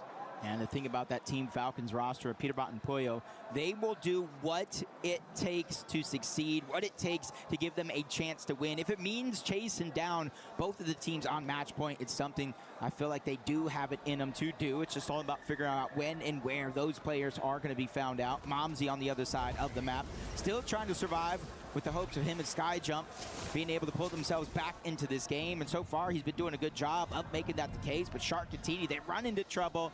Leviathan's duo of Lewa and Ramiro. We saw them already take down Skyjump, and now they're putting pain on the Tini. Tini will get an opportunity to at least pick a little bit of Bloodberry Fizz. Lewa and Romero, they don't want to keep that action rolling. Shark Tini will be able to create some space, and they might be very thankful currently that Lewa and Romero actually opted not to give chase here, not to go any further. Love the fact that Shark and Tini, they're just playing with a lot of discipline here.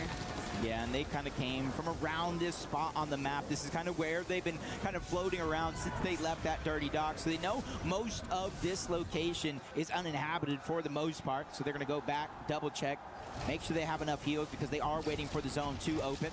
Another team just kind of closing the gap, trying to get on match point. 323 points. Darm and Demas just 27 points away. 9 eliminations, placement points as well. They have a combination of both. We could see a third team join them on match point.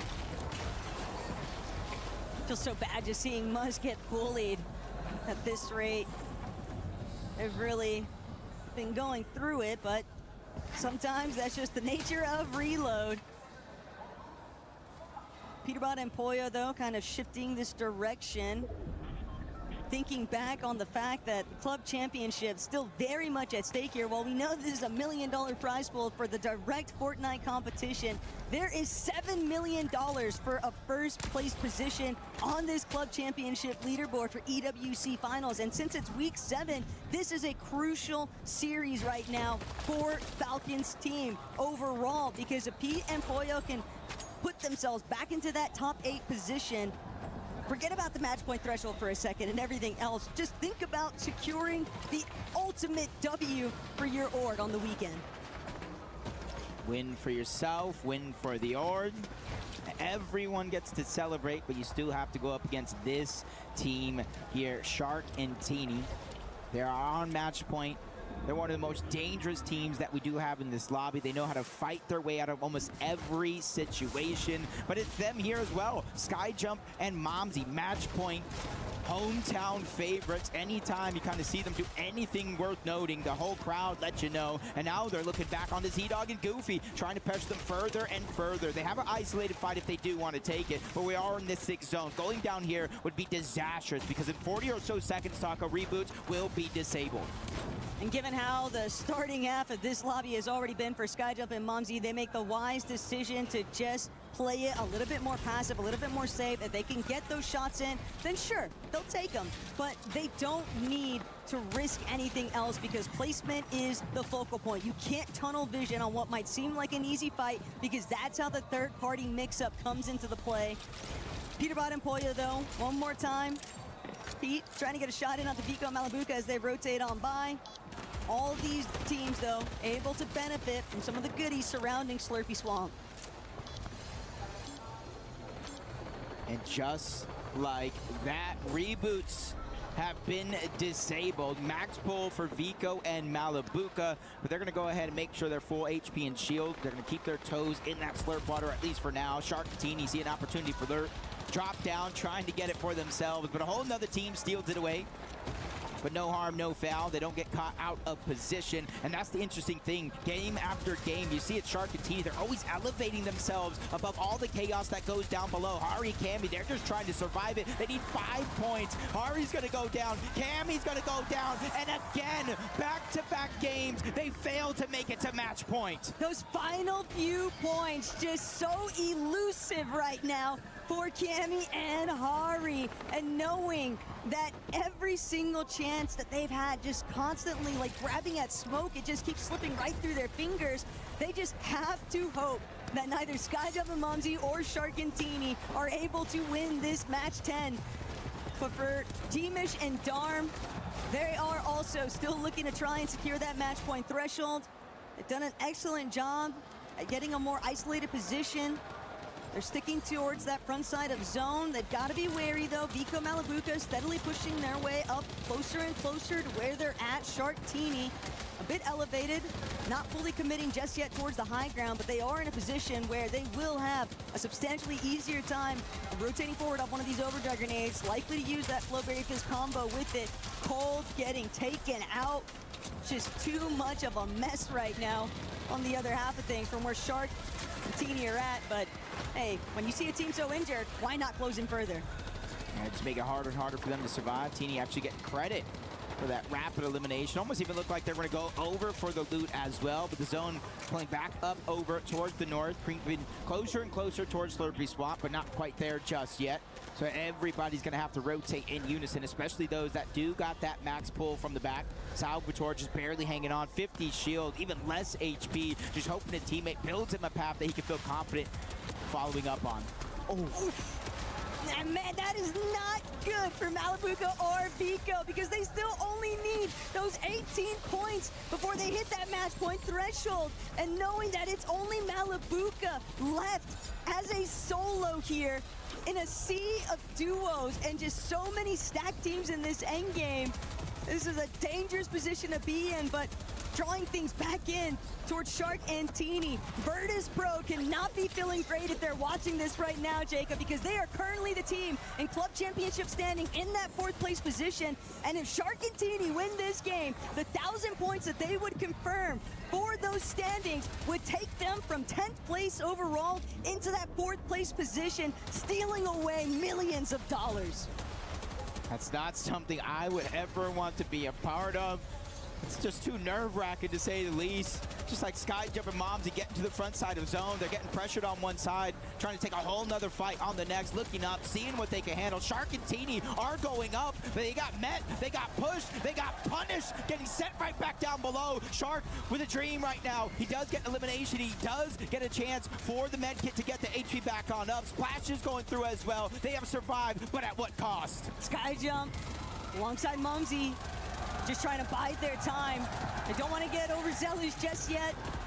It's difficult though when you are just functioning with so few builds, playing through that backside of zone, constantly thinking about whether or not a duo is going to open up any kind of singular shots for fire. Skyjump, Momsy doing everything in their power to try and play evasively, but the movement, will it actually be enough? They need to find a refresh, and Shark Teeny overhead, taking down Falcons, Peterbot, and Pollo. And they have turned the tables heavily in their favor. They're on high ground, and they have to be a team to contest them. Otherwise, they could end it here and now. Skyjump has fallen. Another match team has been ripped apart, and it's all up to Momsy if they hope to make it here, but he goes down as well. Taco, there's one team left on match point. But Swizzy and Pixie, they were already in the sky. They opted to drop all the way down, but if there was ever a team that was able to shut down Shark and Teeny, they already did it in the last lobby. Malabuka, Agent of Chaos, hoping to try and cause some problems, but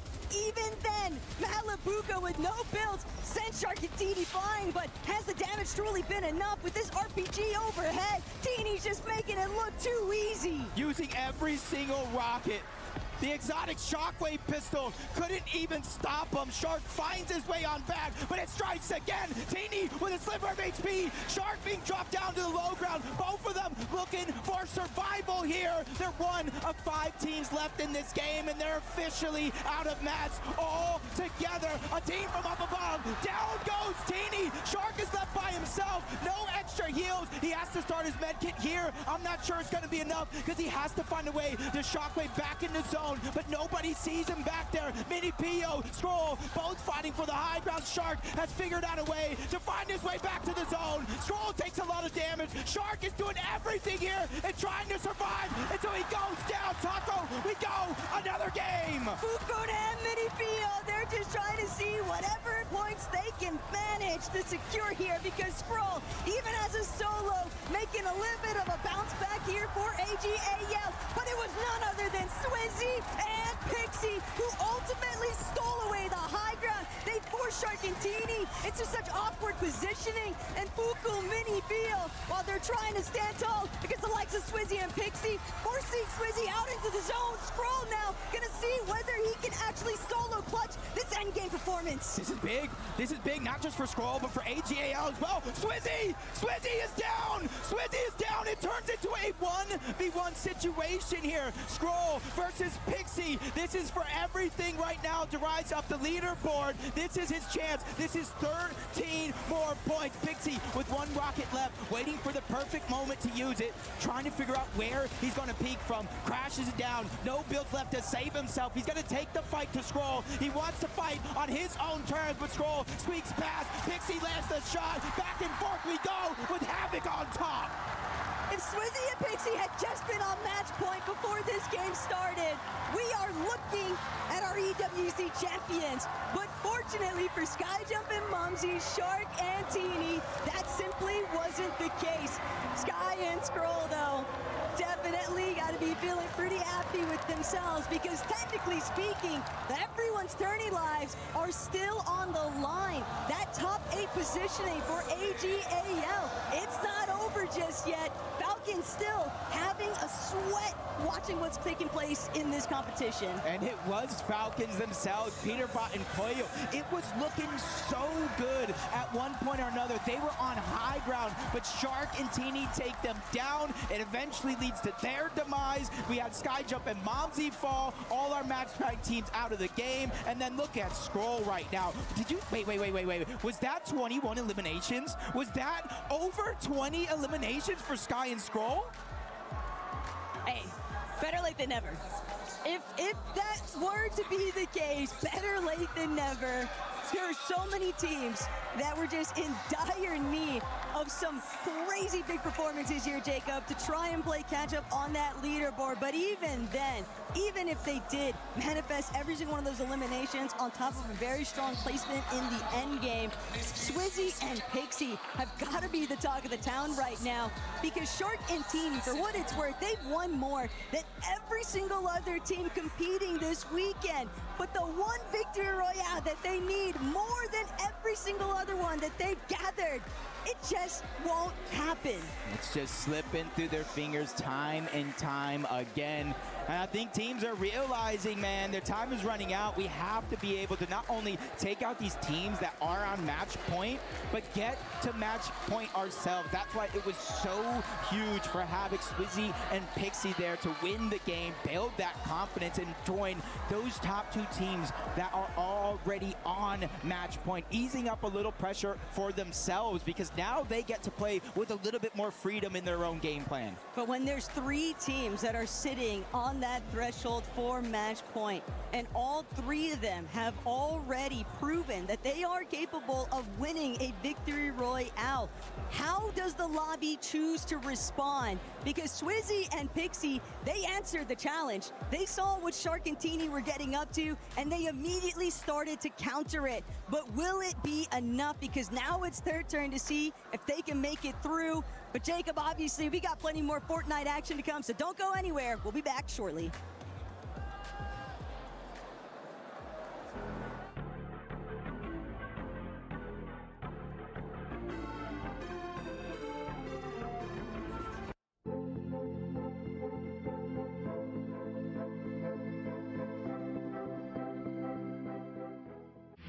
A lot of people are haunted by their past. I'm inspired by it.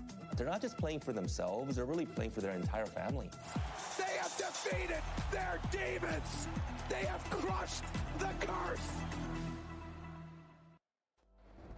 Welcome back to Fortnite Reload Championship at EWC 26. An insane game we just had, and also with everything going on here at EWC Glare, tell us what's going on with the club championship.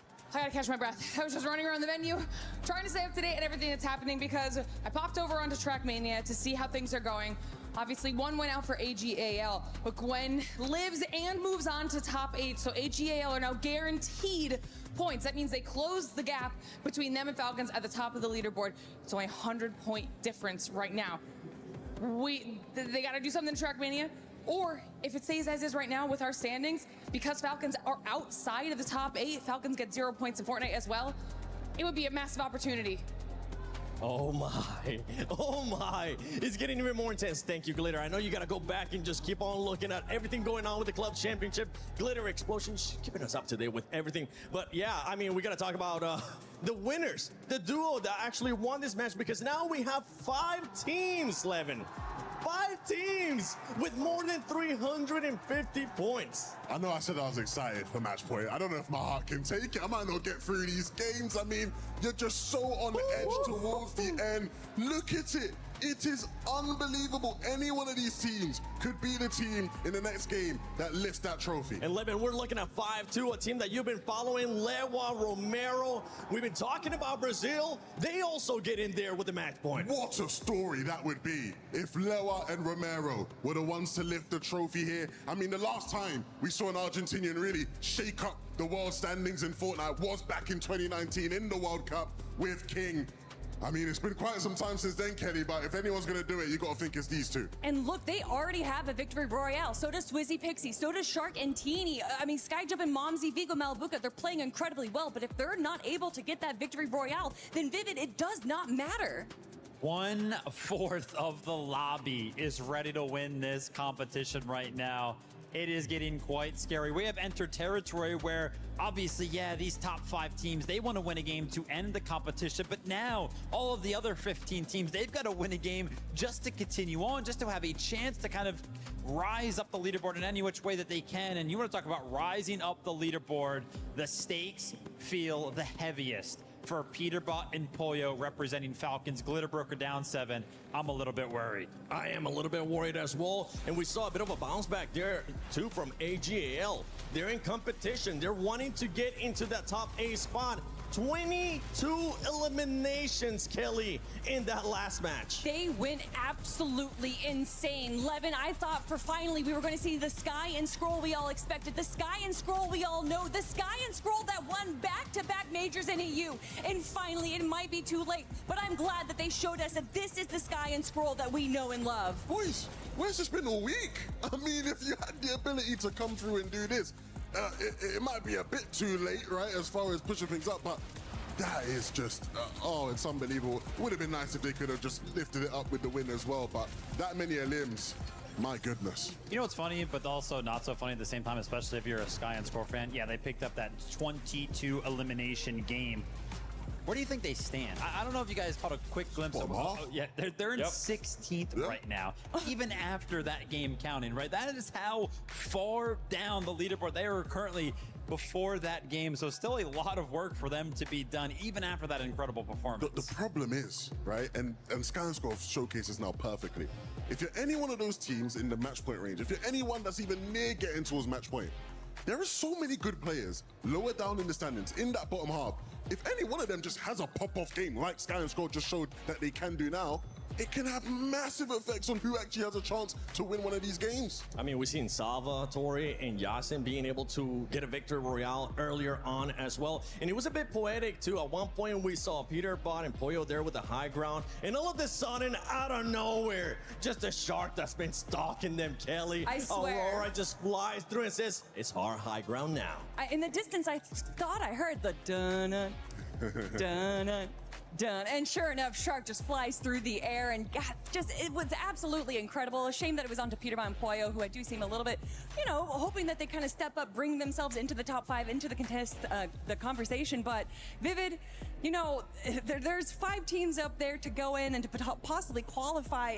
Is this it? Is it going to go to game 11 and be done? Listen, my initial prediction was game 10, so we're kind of already past that point. I have no idea. We are in uncharted territories, even with this format alone. But yeah, going past game number 10 here, I feel like we have to talk about it. Shark and Teeny, the team that obviously hit match point first, right? Hit that 350 point threshold. Honestly, we were all kind of watching this game backstage, and we were like, oh yeah, it's done. Like Shark and Teeny, they just won the game. They looked like they were in such a good position. And honestly, you might be able to argue that for both of those last 2 games. Just in a blink of an eye, though, something happens to them. An unsuspecting play. I mean, this time around, it was Swizzy and Pixie. What's happening to Shark and Teeny? This is now where we get into very scary territory for them. Because even in that last game, we all felt good about them. We're like, okay, this is it. It's got to be the game now. I think you can feel it here in the building. When these guys are on height, there's a bit of an edge, a bit of a nervousness of like, okay, this could be it. Yeah. But at any given moment, like you say, Vivid, someone might just go up and it just feels like it's just slowly slipping through their fingers. There's factors that are just quickly becoming out of their control. It's funny. We often talk about like that home crowd advantage, and right now the home crowd is, of course, rooting for the French teams. So anytime that they see anything negative happen to Sky and Scroll, or not Sky and Scroll, Shark and team, they of course don't want them to win. So it's like they cheer, and that's got to be playing into it, right? That's got to start affecting them at some point. I'm with you. I'm actually thinking about that too, because every single time they get eliminated, this crowd goes absolutely nuts. I know they want to see more Fortnite, as I do as well, but it's got to start getting to them at some point, right, Kelly? Listen, I mean, you're talking about what's going on with the end of Shark and Teeny, and I don't think it's necessarily what they're doing wrong. I think everyone else is just kind of stepping up their game. That desperation's loading in. No one's trying to play this passively. Everyone is just going absolutely wild in these end games, and regardless of if you're regarded as the best fragger in the world, that doesn't really matter when you have 10, 12, 14, a bunch of people in the end of the lobby all targeting you, all going crazy. But for Shark and Teeny, they've kept their cool. They've already gotten multiple wins, and I think they can do it again. And I think we're going to talk about what you were just being asked, which is it going to finish here? We've been doing a lot of pick'ems. We've been doing all the predictions. And if you haven't yet, make sure you go ahead and do some on the EWC Play app. Do your pick'ems. Let us know also on social media. Use that hashtag EWC and hashtag EWC26. And it's time for us to do a little bit of pick'ems, a little bit of predictions. Is it going to end in this next match, Levin? Ooh, that's a tough question. I'm going to say it is. I think this is our last match. We actually made some predictions earlier, and we did think it was going to be this match. So yeah, that's my prediction as well. I am way too big of an NA connoisseur to ever agree with these two in that regard, because I need an NA team to at least kind of like enter the top 10 here. I mean, what are we doing, boys? I need Peterbot and Polyo to kind of pick it up. They are the ones that were supposed to be going head-to-head with Shark and TD. They can do it.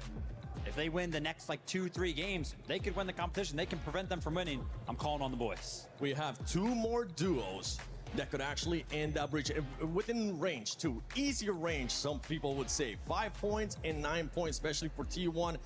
A duo that's currently in contention as well for that club championship. There is a lot of money at stake, not just here for Fortnite Reload Championship at EWC 26.